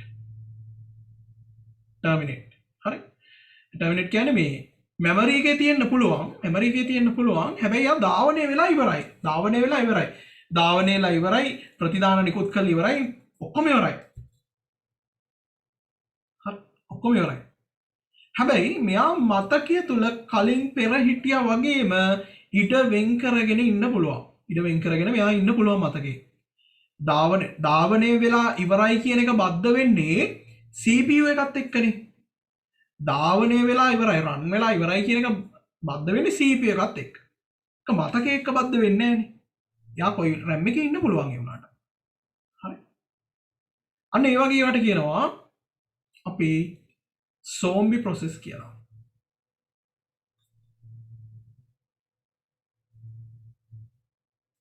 zombie process කියලා කියනවා හරි right මේක ගැන පොඩි නෝට් එකක් දාගන්න ඕන ටියුට් එකේ ගන්න සටහන් දාන්න පොඩි සටහන් කියලා ඉඩක් පේජ් එකක් දාලා පිටුවක් දාලා තියනවා හරි කොයි පිටුවද 27 වෙනි පිටුව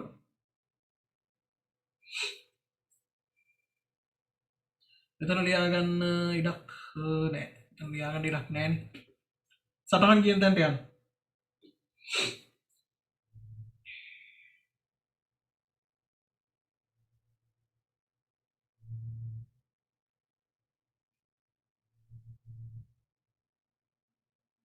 හරි මෙහෙම ලියන්න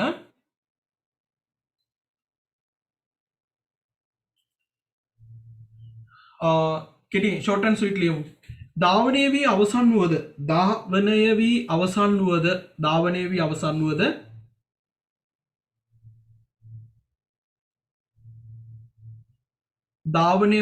අවසන් වුවද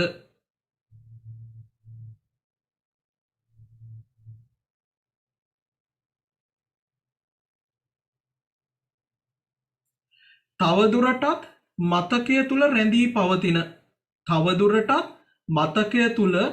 රැඳී පවතින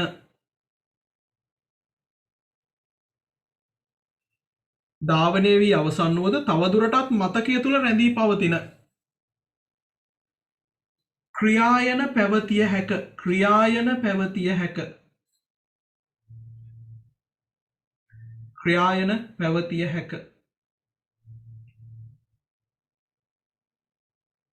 ක්‍රියායන පැවතිය හැක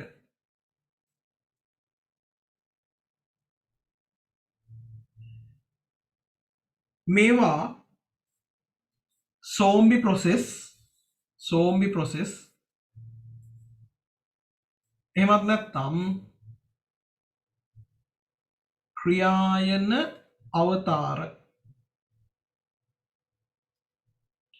ක්‍රියායන අවතාර zombie process එහෙමත් නැත්නම් ක්‍රියායන අවතාර ලෙස හඳුන්වයි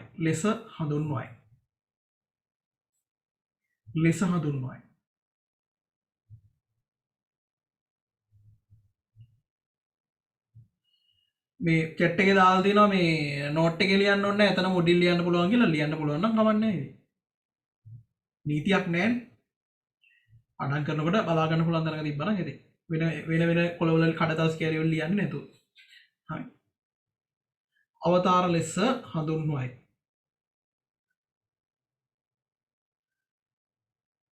කසල එක්රැස් කිරීමේදී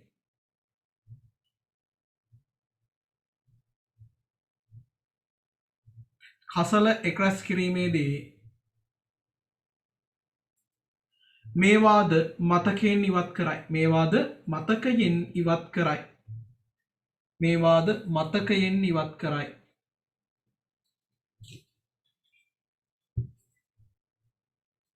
මේවාද මතකයෙන් ඉවත් කරයි. හරි. ඊට පස්සේ ඔයාලගේ ටියුට් එකේ කසලෙක් රැස් කිරීම තියෙනවනේ කොතනද 17 පිටුවේ 17 පිටුවේ එතන මෙන්න මේ ඡේද තියෙනවා ඔය 17 පිටුවේ තාක්ෂණිකව සැලකූ විට තවදුරටත් අවශ්‍ය නොවන දත්ත කියන තැන උඩින් වරහණක් කරලා ලියන්න. හරි. සෝම්බි ප්‍රොසෙස් කියලා. මෙන්න මේ විදිහට. ඔන්න ඔය විදිහට තවදුරටත් අවශ්‍ය නොවන දත්ත කියන තැන සෝම්බි ප්‍රොසෙස් කියලා ලියන්න. එච්චරයි. හරි. ඒතර කසලෙක් රැස් කිරීම කියන්නේ ඔන්න ඔය ක්‍රියාවලිය. හරි. තවදුරටත් අවශ්‍ය නැති දත්ත එහෙම නැත්නම් සෝම්බි ප්‍රොසෙස් ධාවනීය වෙමින් ඉඳලා ටර්මිනේට් වෙලා CPU එක ඇතුලෙන් ඉවත් වෙනවා. හැබැයි ප්‍රාථමික මතකය තුල ඔහේ රැඳිලා ඉන්නවා. හරි. right. අන්න ඒ දේවලුත් අපි කසලෙක් රැස් කිරීමේදී අයින් කරනවා. ඒවා අයින් කළා තමයි අර සුසංහිතකරණය කරන්නේ. අනවශ්‍ය දත්ත මේක ඇතුලේ තියාගෙන සුසංහිතකරණය කරන්න තේරුමක් නැහැනේ. එතකොට ආයි පාරක් කම්පැක්ෂන් කරන්න සිද්ධ වෙනවා ඒ දේවල් අයින් කරයින් පස්සේ. අනිත් එක මේක මතක විභාජනයට වගේම මතකයේ කාර්යක්ෂම භාවිතයටත් බලපානවා. මතකයේ කාර්යක්ෂම භාවිතයට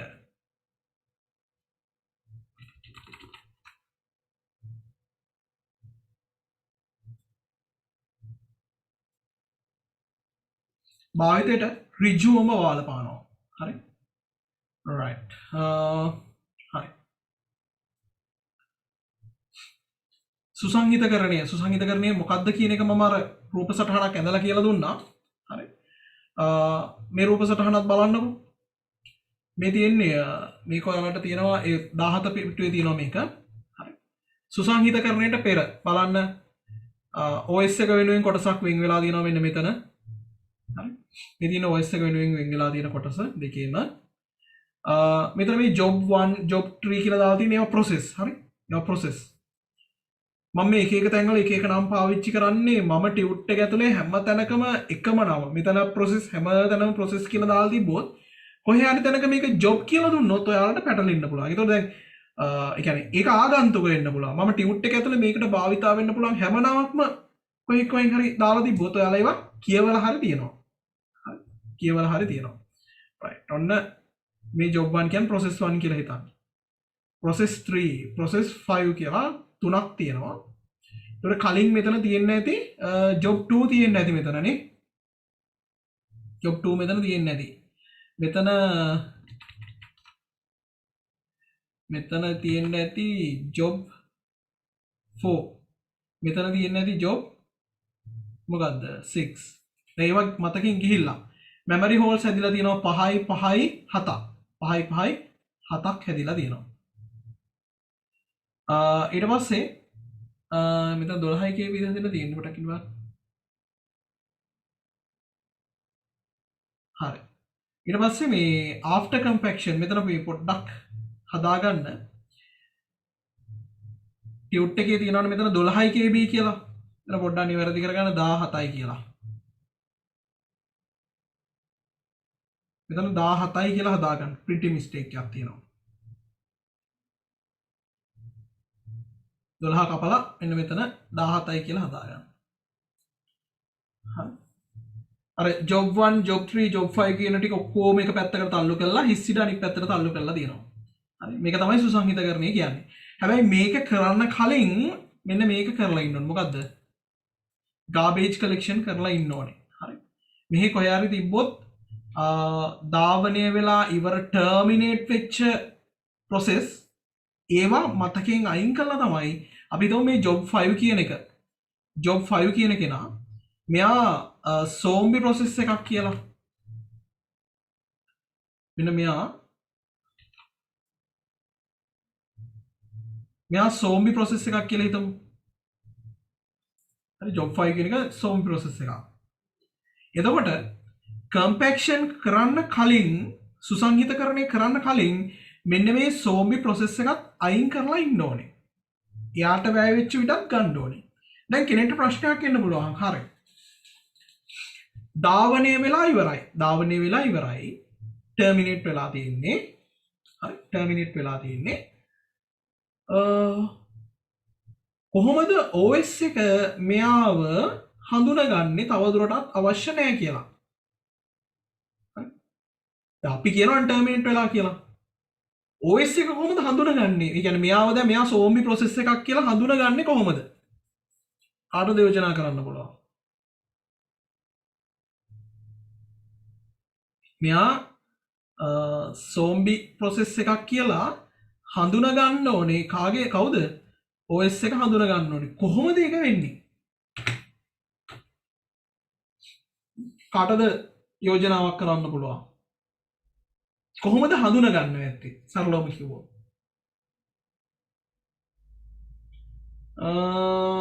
නෑ ප්‍රයොරිටි ලෙවල් එකකින් නෙමෙයි. ඒත් එක්ක තියෙන එකක් තමයි.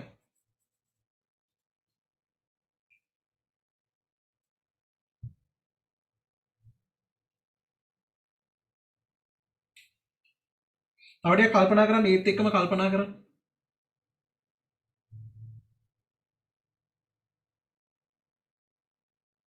ප්‍රයොරිටි ලෙවල් එකකින් නෙමෙයි.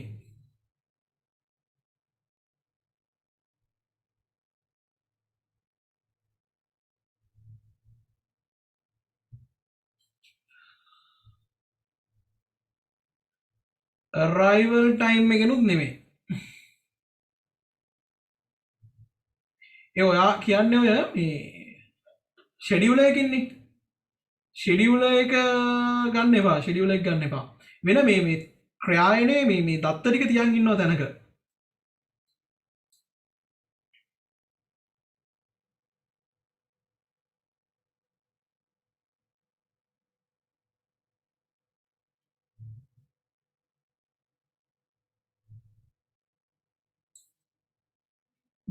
කොහොමද හඳුනගන්නේ? මෙන්න මෙතනින්. මේ බලන්න. මොකෙන්ද? මේක පොඩ්ඩක් ක්ලියර් කරගමු.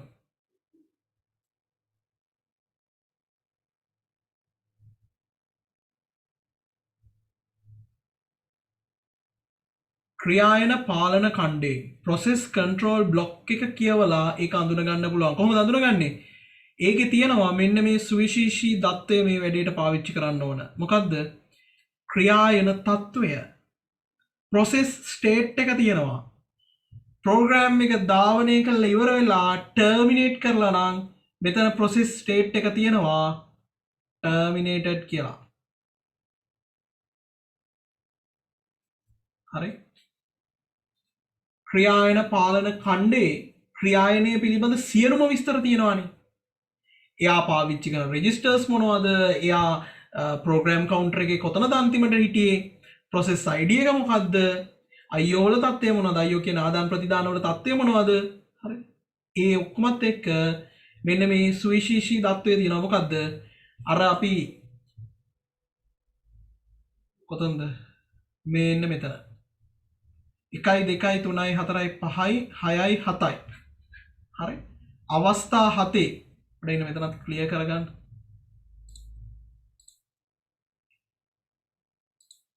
මෙන්න මේ අවස්ථා 7 මේ process state diagram එකේ කොතනද මේ program එක නැවතිලා ඉන්නේ කියන කාරණාව මොකක් ඇතුළේ තියෙන්නේ?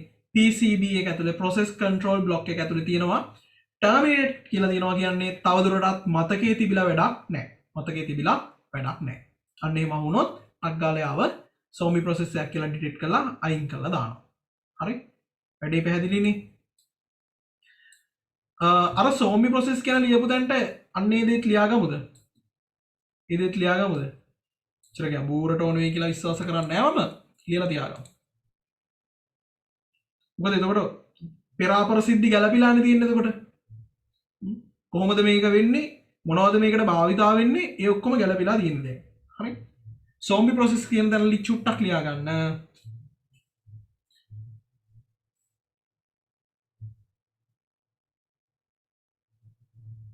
සෝම්බි ප්‍රොසෙස් ගාවින් මෙන්න මේ චුට්ටත් ලියා ගන්න.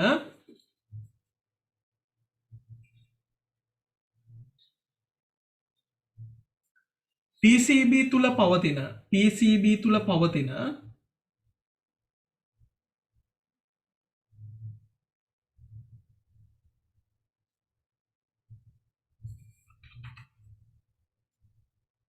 PCB තුල පවතින PCB තුල පවතින ක්‍රියායන තත්වය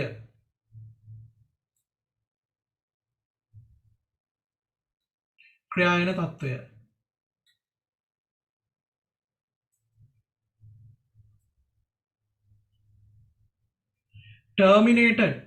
terminated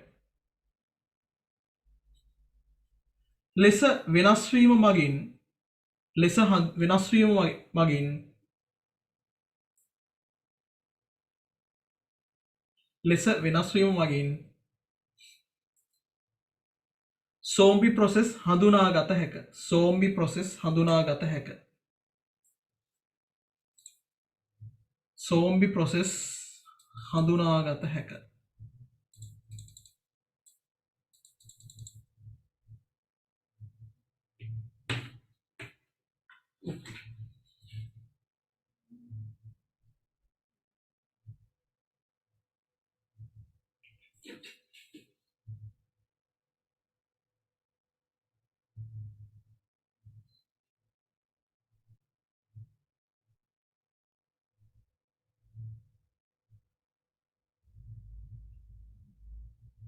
සෝම්බි ප්‍රොසෙස් හඳුනාගත හැකි. හරි. පොඩක් ඉන්න. පොඩක් ඉන්න මම ස්ක්‍රීන් ෂෙයාර් එක අයින් කරා.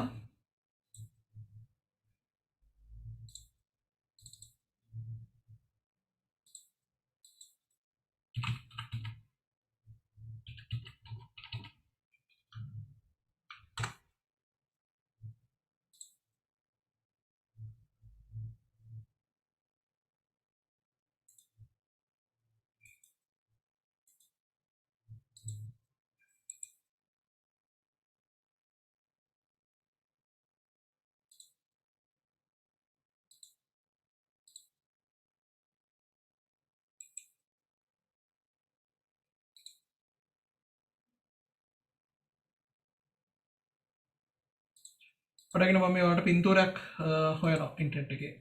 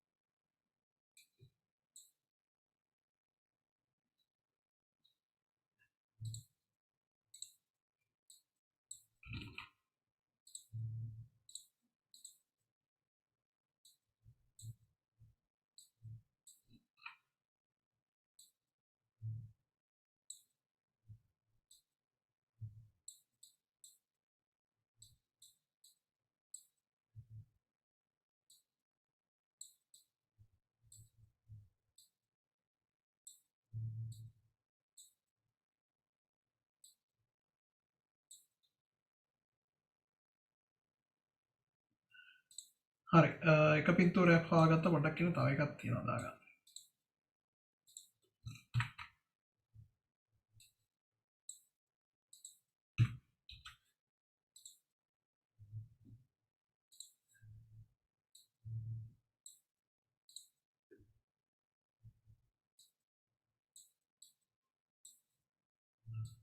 right ඔයාලට සමහරලාට මෙන්න මේ වගේ error message දැකලා ඇති ඔයාලා හරි මේ මම දාලා තියෙන error message දෙකම ඉන්නේ Windows environment එකක් ඇතුලේ Windows මෙහෙයුම් පද්ධතියක් ඇතුලේ හරි Windows පරිසරය ඇතුලේ OS එකේ එන නිවැරදි කරගන්න බැරි වෙන වරදක් මෙන්න මේ වගේ error message එකකින් පෙන්නනවා. ඒ කියන්නේ සමහර වැරදි තියෙනවා මෙහෙයුම් පද්ධතිය විසින්ම හදා ගන්නවා. ඒ කියන්නේ ඒක නිවැරදි කරගන්න උත්සාහ කරලා හදා ගන්න වෙලාවල් තියෙනවා. හරි. සමහර වැරදි තියෙනවා එයාට ඒක කිසිම විදියකින් වෙනස් කරගන්න බෑ. හදා ගන්න බෑ. හරි. පොඩ්ඩක් chat එක. ඊයේත් උනාලු. හරි. මෙන්න මේ error එක ගොඩක් ප්‍රසිද්ධයි. හරි. මේක එක හේතුවක් හින්දා නෙමෙයි මේකට හේතු ගොඩාක් තියෙනවා. හරි. ගොඩක්ම මේ මතක කළමනාකරණය සහ මතකයත් එක්ක ඇති වෙන දේවල් හින්දා තමයි මේක වෙන්නේ. මේකට අපි කියනවා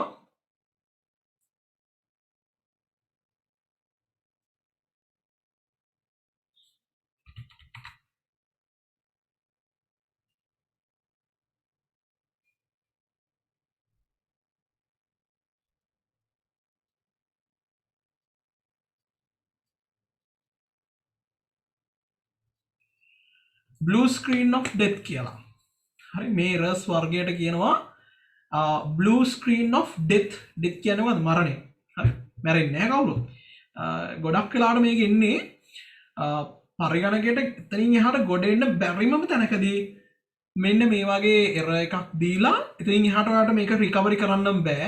හරි මේ error එක ඉන්නේ kernel එකකින් මේ error එක ඔයාලට display කරන්නේ kernel එකකින් මේ error එක ආවයින් පස්සේ ඔයාගේ mouse keyboard වලින් කිසිම response එකක් ගන්නෙ නැහැ. හරි එක්ක මේ error එක මේ විදිහටම රැඳිලා තියෙනවා නැත්නම් මේක ඇවිල්ලා ටිකකින් ටක් ගාලා machine එක restart වෙනවා.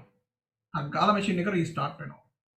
හරි නිවැරදි කරගන්න බැරිම මෙහෙයුම් පද්ධතිය මගේ හරහා ඇති වෙන ගැටලු මෙන්න මේ විදිහට තමයි ඔයාලට දන්වන්නේ. මේ තද නිල් පාට දැන් ඔයාලට ස්ක්‍රීන් එකේ පේන එක ඉන්නේ ගොඩක් වෙලාවට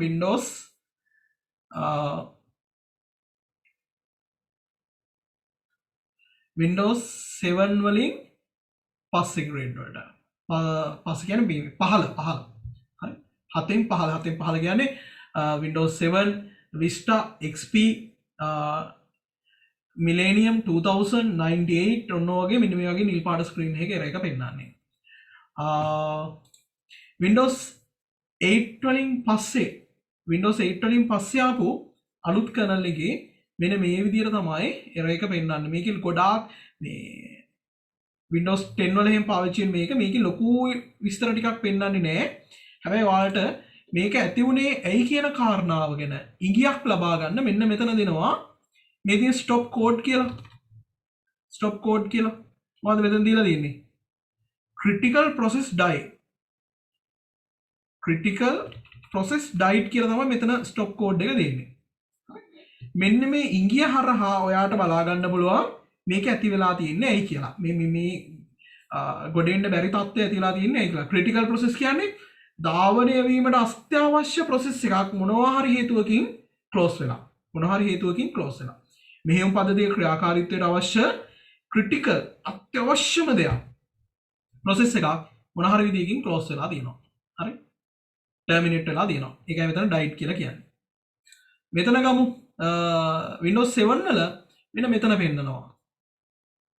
මේ තියෙන page 14 non-page area. page 14 non-paged area. මෙන්න මෙතනින් ඔයාලට ඉඟියක් ගන්න පුළුවන්. මොකක් හින්දා මේක නිතර එනවා නම් මොකක් හින්දාද මේක ඇති වෙන්නේ කියලා ඉඟියක් ගන්න පුළුවන්. තව දීර්ඝ කෝඩයක් වෙනවා මේ තියෙන ස්ටොප් කෝඩ් එක. හරි. මෙන්න මේකත් එක්ක බැඳිලා තියෙන තව ඉන්ෆර්මේෂන් එකක් තියෙනවා. ඒ කියන්නේ ගොඩක් වෙලාවට මේ error එක ඇති උනේ memory එකේ නම් memory එකේ මොන address එකේද කියන කතාව මෙතන දෙනවා. මේ memory address එකක් මෙතන තියෙන්නේ. හරි memory address පෙන්නන්නේ මේ විදිහට. හරි. මේ ඇති වෙච්ච ෆෝල්ට් එක මේකනේ ෆෝල්ට් එක මේකනේ ගැටලුව. මේ ගැටලුව ඇති උනේ මොන මෙමරි ලොකේෂන් එකක බද්ධවද කියන කාරණාව ඔය ස්ටොප් කෝඩ් එකක් ඔය විදිහට දෙනවා. 10 වල නම් ඒ තරම්ම විස්තර පෙන්නන්නේ නැහැ. 10 වල ඒ තරම්ම විස්තර පෙන්නන්නේ නැහැ. හරි. right. දැන් මෙතන තව දෙයක් වෙනවා. හරි. මෙතන තව දෙයක් එනවා. ඔයාලට පේනවද මෙතන 100 ගාණක් ගිහිලා තියෙනවා. මේක 100ට 5 10 20 ඔහොමම ගිහිලා 100ට 100 සම්පූර්ණ වෙනවා. හරි? මේකෙත් සාමාන්‍යයෙන් ඒ වගේ දෙයක් වෙනවා. මේකෙත් ඒ වගේ දෙයක් වෙනවා. ගොඩක් වෙලාවට මේ ඔය විදිහට ප්‍රෝග්‍රස් එකක් පෙන්නන්නේ නැහැ. හැබැයි වෙනවා ඒක බෑග්ග්‍රවුන්ඩ් එකේ. මේකට කියනවා මෙමරි ඩම්ප් එකක් හදනවා කියලා. අපි සබ්ජෙක්ට් එකේ මේ අපි උසස් පෙළේ කතා කරන්නේ මෙමරි ඩම්ප් ගැන. හරි? මෙමරි ඩම්ප් එකක් ඇති වෙනවා. ඩම්ප් එකක් කියන්නේ ඩම්ප් එකක් කියලා අපි කියනවා නිකන් හිතන්න මෙහෙම ටිපර් එකක පස් පුරෝගෙන ඉඳලා කොහේ හරි තැනකට එකපාර හලලා දානවා නම් අපි කියනවා ඒක ඩම්ප් කරනවා කියලා. ඩම්ප් ට්‍රක් කියලා කියන්නේ. දැන් ඔය අපේ රටේ ටිපර් කියලා කිව්වට සාමාන්‍යයෙන් ඒක හඳුන්වන්නේ මේ ඩම්ප් ට්‍රක් කියලා. Dump truck. හරි. පස් ටිකක් පුරෝගෙන ගිහලා කොහේ හරි තැනකට එකපාර අතාරලා දානවා. ඩම්ප් කරනවා. හරි. මේ කරන්නේ මෙමරි ඩම්ප් එකක්. මොකක්ද දන්නවද? RAM එකේ තියෙනවා මේ වෙලාවේ ගිගාබයිට් වගේ 8ක RAM එකක් නම් පොඩ්ඩක් ඉන්න. මේ පෑනේ පොඩි කේස් එකක් එනවා එක පාටම. පොඩ්ඩක් ඉන්න ළමයි පෑනේ දැන් ආයුෂ හරි වගේ.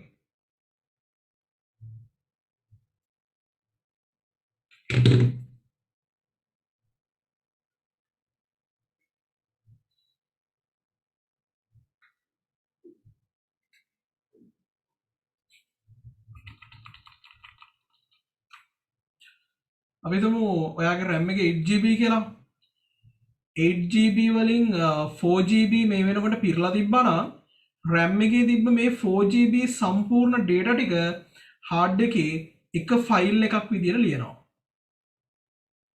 dump ෆයිල් එකක්. හරි. මේ 4GB දත්ත ටික කොහොම එක ෆයිල් එකකට ලියලා දානවා. ඒක හේතුව තමයි පස්සේ මේ දැන් අපි නම් සාමාන්‍ය මේ වගේ එකම සමහරවිට Windows කම්පියුටර් ෆෝමැට් කරලා Windows දානවා. සමහරවිට එකකින් හරියන්නත් පුළුවන්, වරදින්නත් කියන්නේ හරියන්නේ නැතුව තියෙන්නත් පුළුවන්. හරි. මේ dump ෆයිල් එකේ අනිත් එක මේ වෙලාවේ වගේ RAM එකේ තිබ්බ ඔක්කොම දේවල් ටික ගබඩා වෙලා තියෙනවා.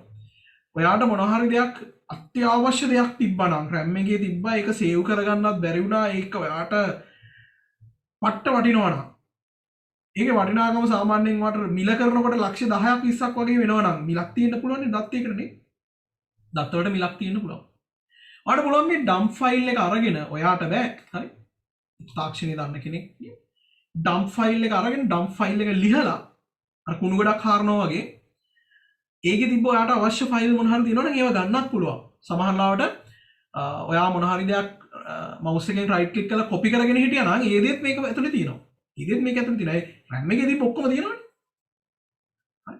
ඔය dump ෆයිල් එකෙන් රිකවර් කරගන්න පුළුවන්. ඒවට පොඩි පොඩි softwares උත් තියෙනවා. RAM එකේ තිබිලා මේ වගේ dump ෆයිල් එකක් අරගෙන dump ෆයිල් එකේ මොනවද තිබ්බේ කියන කාරණා බලන්න පුළුවන්. හරි. right. දැන් මම මේක කොහොමද මේ මතකයත් එක්ක බද්ධ වෙන්නේ? මෙහෙම වෙන්න පුළුවන්. හිතන්න මොකක් හරි වැරදියට ක්‍රමලේඛනය කරලා තියෙන ප්‍රෝග්‍රෑම් එකක්. ඒ කියන්නේ එච්චර දක්ෂ කෙනෙක් නෙමෙයි. හරියට ප්‍රෝග්‍රෑම් එක ක්‍රමලේඛනය කරලා නැහැ. හරි. හරියට ප්‍රෝග්‍රෑම් එක ක්‍රමලේඛනය කරලා නැහැ. ඒකින්ද මේ එයාට අනවශ්‍ය තැන්වලත් තියෙන ෆයිල් වලට කියන්නේ RAM එකේ තියෙන එයාට අදාළ නැති memory allocation unit වලට හොම්බ දානවා නම් ඒ වගේ තියෙන දේවල් වෙනස් කරන්න උත්සාහ කරනවා නම් නිකන් වෛරස් එකක් වගේ වෙන්නත් පුළුවන්. හරි වෛරස් එකක් වගේ වෙන්නත් පුළුවන්. සමහර ලාවට මේ හරි විදියට ක්‍රමලේඛනය කරලා නැති වැඩසටහනක් හින්දා වෙන්නත් පුළුවන්. නිකන් OS එකේ තියෙන තැන් වලට එයා ලියවෙන්න බලනවා නම් ටක් ගාලා මෙන්න මේ වගේ error එකක් එනවා. හරියට ප්‍රෝග්‍රෑම් එක ලියලා නැහැ. එයාට පාවිච්චි කරන්න පුළුවන් මොන memory location ද කියන එක හරියට ලියලා නැහැ. හරි.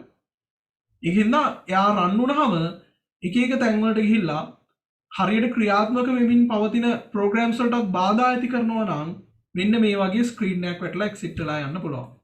හරි. මේ බලන්න මේ Windows 7 වල එන එකේ ඒ ගැනත් කියලා තියෙනවා. මෙතන කියලා තියෙනවා if this is the first time you have seen this stop error screen කියන්නේ ඔයා මේ error එක දකින පළවෙනි පාර මේක නම් restart your computer එක restart කරන්න. හරි off කරලා on කරන්න. If this screen appears again නැවතත් මේක එනවා නම් follow these steps මේ විවරණ අනුගමනය කරන්න. මොනවද කියලා තියෙන්නේ? Check to make sure any new hardware or software is properly installed. අලුතෙන් පරිගණකයට සම්බන්ධ කරපු දෘඩාංගයක් හරි මෘදුකාංගයක් හරි හරියට ස්ථාපනය වෙලා තියෙනවද කියලා චෙක් කරලා බලන්න ඕන. ආයි මොනවද කියන්නේ? If this is a new installation මේක අලුත් මොන හරි අලුතෙන් ස්ථාපනය කරපු දෙයක් නම් ask your hardware or software manufacturer මේ දෘඩාංගය හරි software එක හරි නිෂ්පාදනය කරපු කෙනාගෙන් අහන්නලෝ මේකට Windows වල අලුත් updates මොන හරි ඕනේද කියලා මේ for any Windows update you might need. හරි. එතන මේ වගේ දැන් අපේ රටවල් වල එහෙම වෙන්නේ නැහැ. software manufacturer එකෙන් අහන්න බෑ. හොර software නේ පාවිච්චි කරන්නේ. හරි. Windows හොර මේ illegal copy එකක් install කරලා දිනනකොට Windows වලින් අහන්න බෑනේ මේකේ තියෙන errors ගැන. හරි. එතකොට මේ හරියට ප්‍රෝග්‍රෑම් කරලා නැති හරියට ක්‍රමලේඛනය කරලා නැති වැඩසටහනක් හින්දා මේ වගේ error එකක් එන්න පුළුවන්. හරි. right. දැන් මේ වගේ error එකක් එන්න හේතුව තමයි ඔය වගේ අනවශ්‍ය විදියට මතක විභාජනය වෙච්ච ස්ථානවලට ඇතුල් වෙන්න උත්සාහ කරනකොට මෙහෙයුම් පද්ධතිය උත්සාහ කරනවා ක්‍රියායන ආරක්ෂා කරගන්න. මොනවා කරන්නද? ක්‍රියායන ආරක්ෂා කරගන්න උත්සාහ කරනවා. ක්‍රියායන ආරක්ෂා කරගන්න උත්සාහ කරනවා. අන්න ඒකේ ප්‍රතිඵලයක් විදියට තමයි මොකද්ද? එක පාරම කම්පියුටරේ එතනින් එහාට ධාවනය වෙන එක නවත්තන්න. හරි.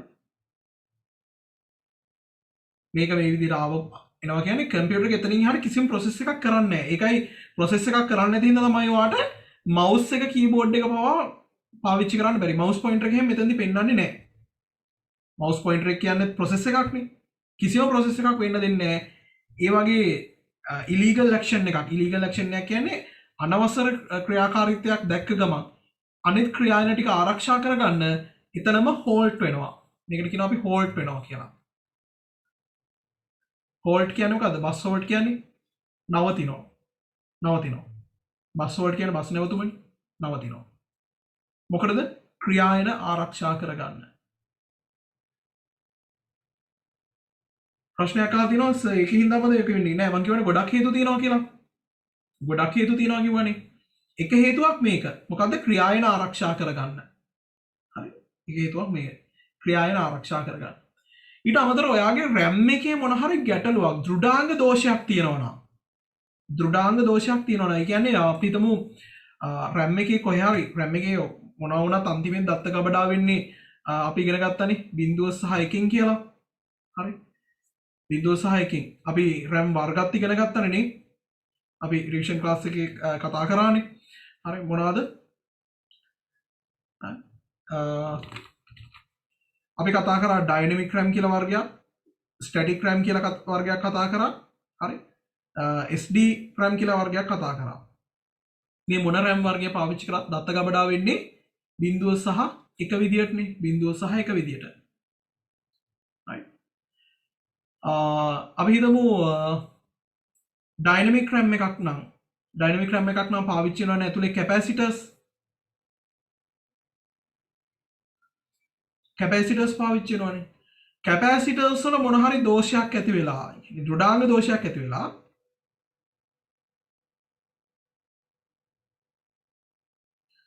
ප්‍රශ්නයක් තියෙනවා මම ඒකට උත්තරයක් දෙන්න. හරි. කැපැසිටර්ස් වල දෘඩාංගමය දෝෂයක් ඇති වෙලා හાર્ඩ්වෙයාර් ෆෝල්ට් එකක්. ඒක සොෆ්ට්වෙයාර් වල ගැටලුවක් නෙමෙයි.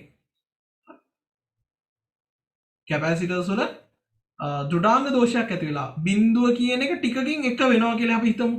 බිඳුව කියන එක ටික වෙලාවකින් එක වෙනවා. එතකොට එක තියෙන එක ටික වෙලාවකින් බිඳුව වෙනවා.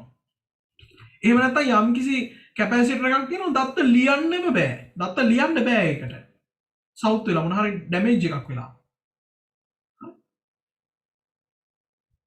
එතන ලියන්න බෑ කියලා හඳුනා ගන්නත් බෑ. මෙහෙයුම් පද්ධතිය එතනට දත්ත දානවා.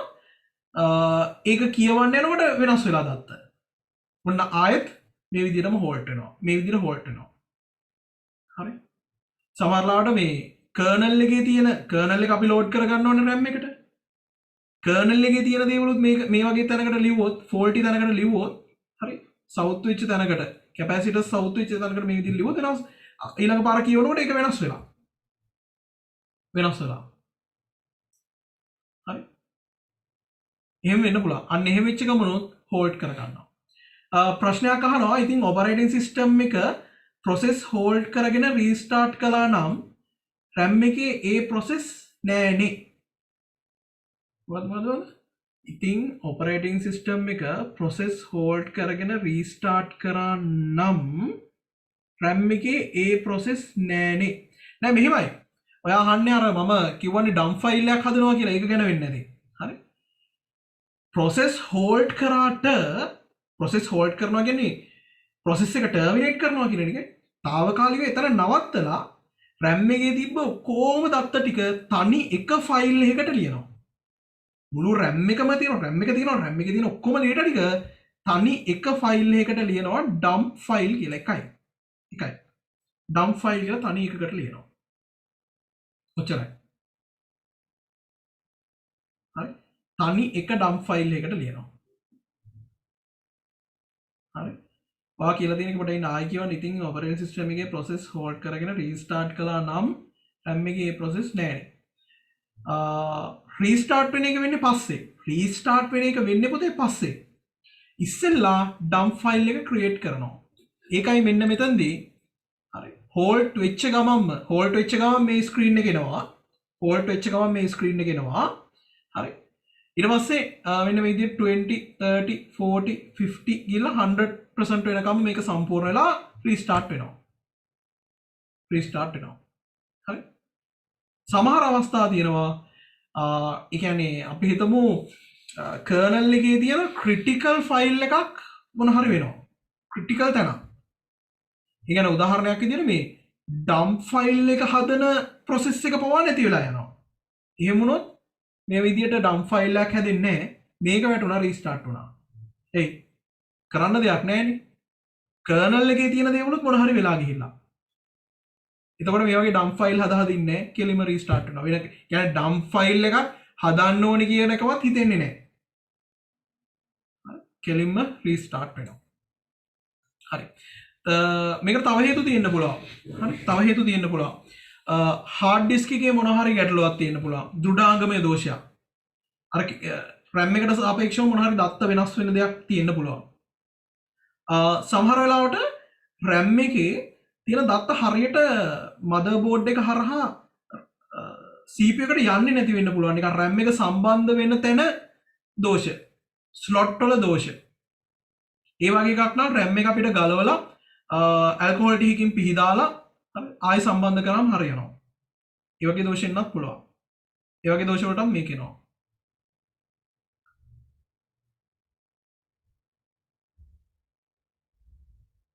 hard disk එකේ නම් bad sectors හරි අර අපි කිව්වනේ මේ සාමාන්‍යයෙන් dynamic RAM එකක් නම් මේ වගේ capacitors වලනේ දෝෂ එන්නේ හරි capacitors වල දෝෂනේ එතකොට අපි hard disk එකක නම් මේ data ලියන්න බැරි තැන් වලට අපි කිව්වා bad sectors කියලා මොනවද bad sectors හරි අපෙන් අහනවා මේ RAM එකේ ඒ වගේ දත්ත ලියන්න බැරි තැන් වලට මොනවද කියන්නේ කියලා විශේෂ නම් කියන්නේ නැහැ. කෙලින්ම අපි කියන්නේ වට bad memory chip එකක් කියලා. කියන්නේ මේ chip එකම සවුත් වෙලා මොකද ඒක ආයෙ හදන්න බෑ. hard disk එකේ නම් platter එකක අරගෙන අපිට ඒක mark කරලා තියන්න පුළුවන් මෙන්න මෙතන bad set එකක් කියලා. හරි. hard disk එකේ නම් bad set එකක් හම්බුනහම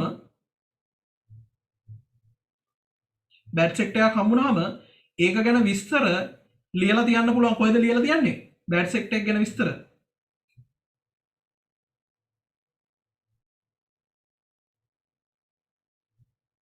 බෑඩ් සෙක්ටර් එක ගැන විස්තර කොහෙද ලියලා තියන්නේ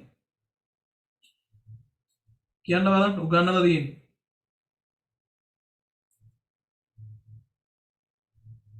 කුණු කලමනාකරණයේදී ගන්නවා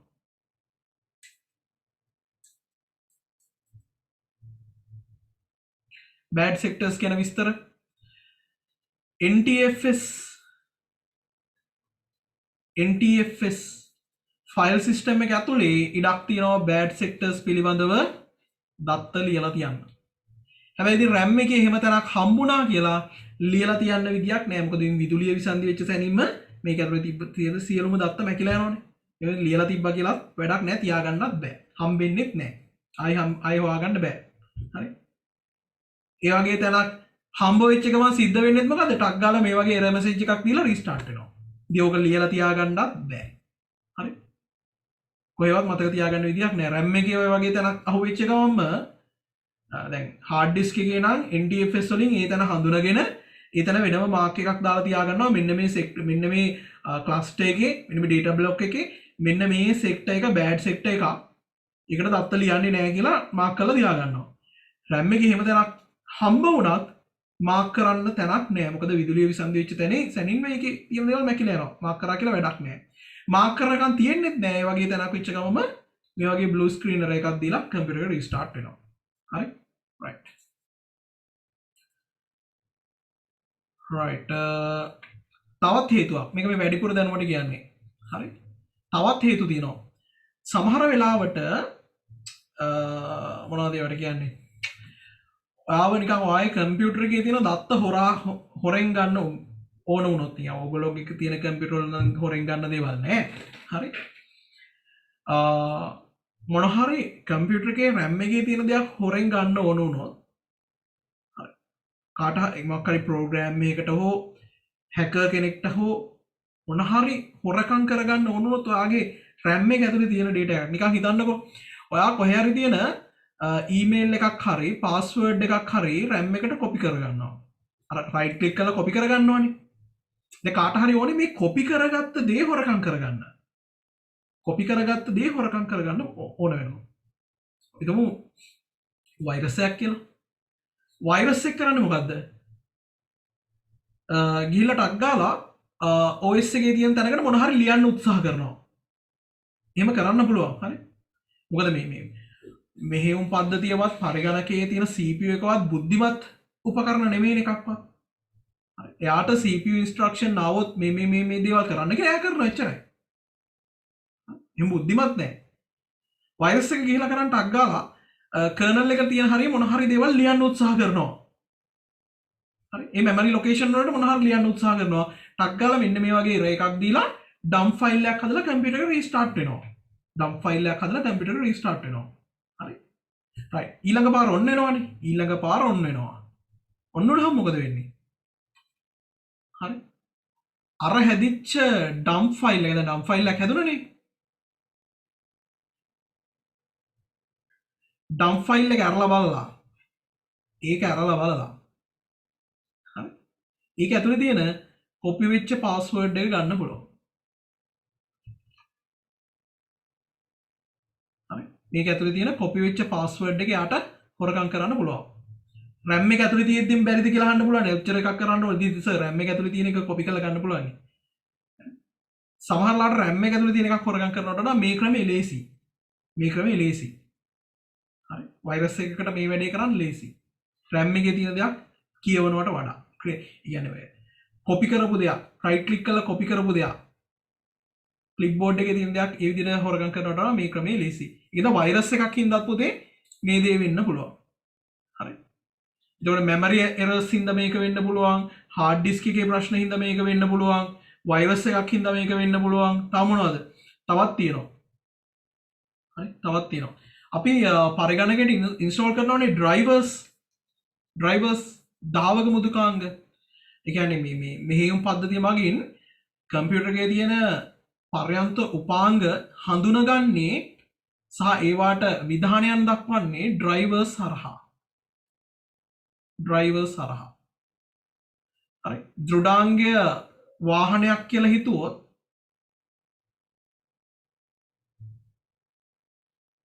දෘඩාංගය වාහනයක් කියලා හිතුවොත් මේක තමයි අපේ හાર્ඩ්වෙයාර් එක. මේ දෘඩාංගය ධාවනය කරවන්නේ මොකෙන්ද? drivers වලින්. හරි. මේ දෘඩාංගය ධාවනය කරවන්නේ drivers වලින්. සමහර ලාවට මේ drivers දානකොට සමහරලාට මේ වැරදි ඩ්‍රයිවර්ස් අපේ අතින් ඉන්ස්ටෝල් වෙන්න පුළුවන්. පරිගණකයක් එයාගේ තියෙන බුද්ධිමත් නොවන ගතිය හින්දා ඒක හරි කියලා ගන්න පුළුවන්. අපි වැරදි එකක් දෙනවා කම්පියුටර් එකත් එක්ක ඉන්ස්ටෝල් කරගන්නවා. ඉන්ස්ටෝල් කරගෙන ඒක ගැලපෙනවා කියලා හිතලා පාවිච්චි කරන්න යනවා. පාවිච්චි කරන්න යනවා. එතකොට මේ ඩ්‍රයිවර් එකේ තියෙන්න පුළුවන් එයා පාවිච්චි කරන මෙමරි ලොකේෂන්ස්.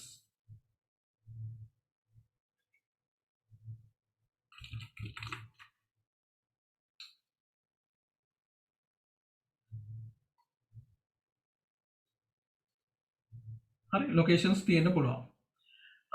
හાર્ඩ්වෙයාර් එක පාවිච්චි කරන්න දැන් මේ හાર્ඩ්වෙයාර් එකට ගැලපෙන ඩ්‍රයිවර් එක නෙමෙයි ඉන්ස්ටෝල් කරලා තියෙන්නේ, ස්ථාපනය කරලා තියෙන්නේ.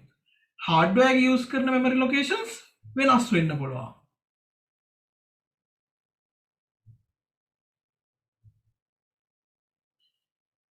මෙයා A නම් මෙයා B වෙන්න පුළුවන්. වෙනස්. එකිනෙකට වෙනස්. අන්න ආයෙත් මතකයත් එක්ක මොන හරි ඝර්ෂණයක් ඇති වෙන්න පුළුවන්. හරි. එතකොට මොකද වෙන්නේ? ආයෙත් මේ වගේ බ්ලූ ස්ක්‍රීන් එකක් දීලා ඕෆ් වෙන්න පුළුවන්. තවත් ඉදි තියෙනවා.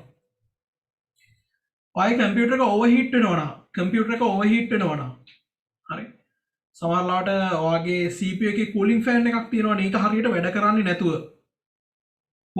කොහෙත්ම වැඩ කරන්නේ නැතුව. හරි. හරියට වැඩ කරන්නේ නැති වෙන්න පුළුවන්. ඒ කියන්නේ බලාපොරොත්තු වෙන වේගෙන් කරකෙන්නේ නැති වෙන්න පුළුවන් ෆෑන් එකක් නේ. වැඩ කරන්නේම නැති වෙන්නත් පුළුවන්. අන්න ඒ වගේ තැන්වලත් කම්පියුටර් එක එකපාරට හීට් වෙලා CPU එකේ තර්මල් ට්‍රිප් එක ඔෆ් වෙනවා. ඔයාලා ගෙවල්වත් තියෙනවනේ ට්‍රිප් ස්විච් එකක් නේ. ට්‍රිප් ස්විච් එක මොකටද තියෙන්නේ?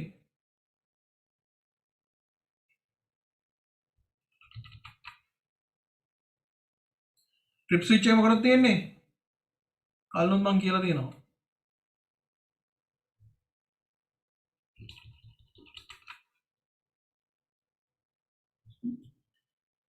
ගෙදර ට්‍රිප් එක තියෙන්නේ කාට හරි කෙනෙක්ට විදුලි සරක් වදින එක වළක්ව ගන්න.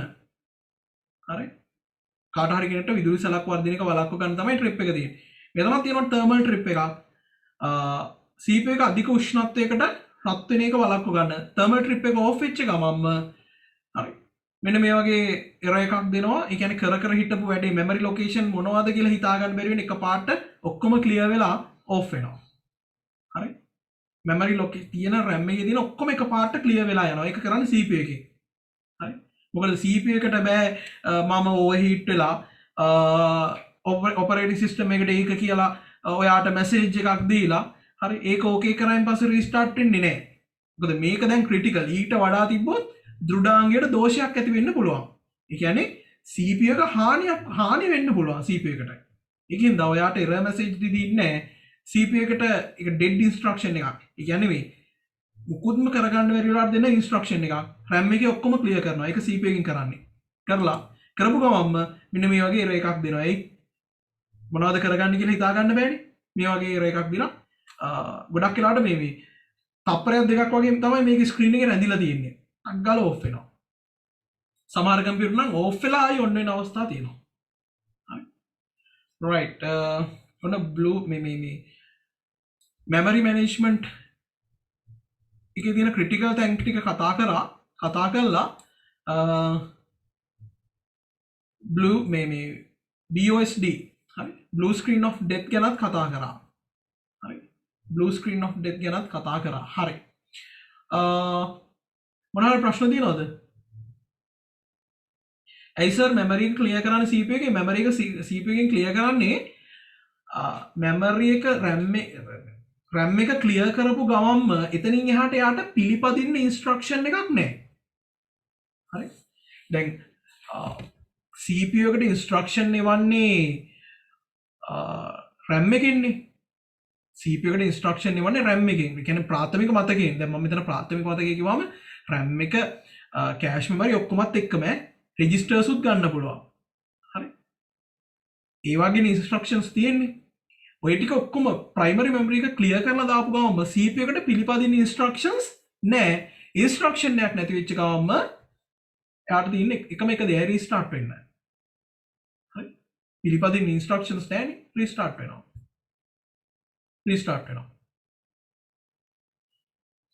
හරි. right මොනවද ප්‍රශ්න තියෙන්නේ?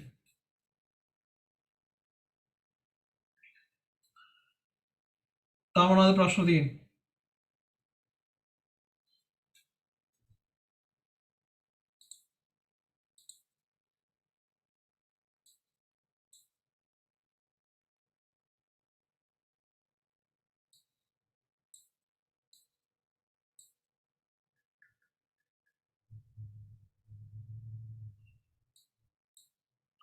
හීට් වෙන ප්‍රශ්න තිබ්බොත් මොකද්ද කරන්න කියලා අහනවා. හීට් වෙන ප්‍රශ්න තිබ්බොත් කරන්න තියෙන්නේ මේ බලන්න කේස් ඔයාගේ කම්පියුටර් එක ඩෙස්ක්ටොප් එකක් නම් එළියෙන් ඔයාට එක පැත්තක් ගැලවුවාම පේනවනේ ෆෑන් එක වැඩ කරනවද නැද්ද කියලා. ෆෑන් එක වැඩ කරන්නේ නැත්නම් කෙලින්ම කරන්න තියෙන්නේ ෆෑන් එක මාරු කරන එක. ෆෑන් එක වැඩ කරනවා නම් බලන්න හොඳ ස්පීඩ් එකකින් වැඩ කරනවද කියලා. කියන්නේ හොඳ හුලම් පාරක් වදින්න ස්පීඩ් එකකින් වැඩ කරනවද කියලා. හරි. ඊට අමතරව CPU heat sink එක සමහරවිට ගැලවිලා තියෙන්න පුළුවන්. පැත්තකින් නිකන් ගැලවිලා හරියට සම්බන්ධ වෙලා නැති වෙන්න පුළුවන්. ඒ මොන ගලවලා ඒක හරියට සම්බන්ධ කරන්න. සමහරවිට අපි CPU එකයි heat sink එක අතරට දැන් මම මේ කියන්නේ සමහරවිට මේ කියන කතාව තේරෙන්නේ නැති වෙන්න පුළුවන් heat sink එක කියන්නේ මොකද්ද? හරි දැන් ප්‍රශ්නේ අහපු එක්කෙනාට තේරෙන එයා දන්නවා ඇතිනේ ඒක. ඒකයි මම අහන්නේ. කියන්නේ හරි. heat sink එක කියන්නේ ෆෑන් CPU එකයි ෆෑන් එක අතර තියෙන ඇලුමිනියම් ලොකු කුට්ටියක් වගේ දෙයක්. හරි. මම ආයෙ වෙලාව ගහනවා මම ඕක දැන් මේ පන්ති අන්තිමින්ද මට රූපයෙන් දැන් ඔක් කියන්න බෑ. ඒ දෙක හරියට එකට සම්බන්ධ වෙලා නැති වෙන්න පුළුවන්. ඒ අතරට දාන තර්මල් කම්පවුන්ඩ් එක. ඒ කියන්නේ අපි දානවා මේ ලෝහ හරි ඇලුමිනියම් වගේ ලෝහ පවුඩර් එකක් අරගෙන ඒක පොඩි ජෙල් එකක් එක්ක කලවම් කරලා හදනවා කම්පවුන්ඩ් එකක්. හරි. ඒක හරියට ගෑවිලා නැති වෙන්න පුළුවන් නැත්නම් ඒක කල් ඉක්ුත් වෙලා වෙන්න පුළුවන් ඒ වගේ වෙන්න පුළුවන්. ඔයා මට WhatsApp එකේ මෙසේජ් එකක් දාන්න මම ඔක්කොම විස්තරේ කියන්නම්. හරි. අන්න ඒ වගේ ඒ කියපුවා චෙක් කරන්න ඕනේ. ආයි ප්‍රශ්නයක් ආවා තියෙනවා සර් අපි කවද්ද ෆුල් පේපර්ස් කරන්න කියලා. හරි. ෆුල් පේපර්ස් කරන්න කියලා. දැන් ඔයාලට රිවිෂන් එකේ ප්‍රශ්න අපි කරානේ කීයක් කරාද? 60ක් විතර සාකච්ඡා කරානේ. ඊටු ටික සාකච්ඡා කරලා ඒ පාඩම ඉවරයි. ඒ පාඩම ඉවරලා ඊළඟ පාඩම පටන් ගන්නවා. ඒ අතරතුර මම ෆුල් පේපර්ස් දෙනවා. හරි. රිවිෂන් එකේ ෆුල් පේපර්ස් දෙන්න ඊළඟ පාඩම පටන් ගත්තයින් පස්සේ. හරි. ඉවර කරන්න ඒ අතරමැද දෙන්න. ඊළඟ පාඩම ඉවර කරන්න කලින් අතරමැදදී දෙන්න. හරි. එහෙනම් අද වන්දි මෙතනින් නවත්තමු. ගොඩක් කතා කරා ගොඩක් වෙලා ගොඩක් වෙලා කතා කරා. හරි. එහෙනම් මොදේ අද දවසේ සහභාගී වෙච්ච හැමෝටම ගොඩක් ස්තුතියි. හරි. අපි ආයි හෙට හම්බ වෙනවා. හරි. හෙටත් මේ වෙලාවටම මේක ඉතුරු කොටස කතා කරන්න හම්බ වෙනවා. හරි. එතකන් හැමෝටම සුබ රාත්‍රියක්. පරිස්සමට ඉන්න. හරි.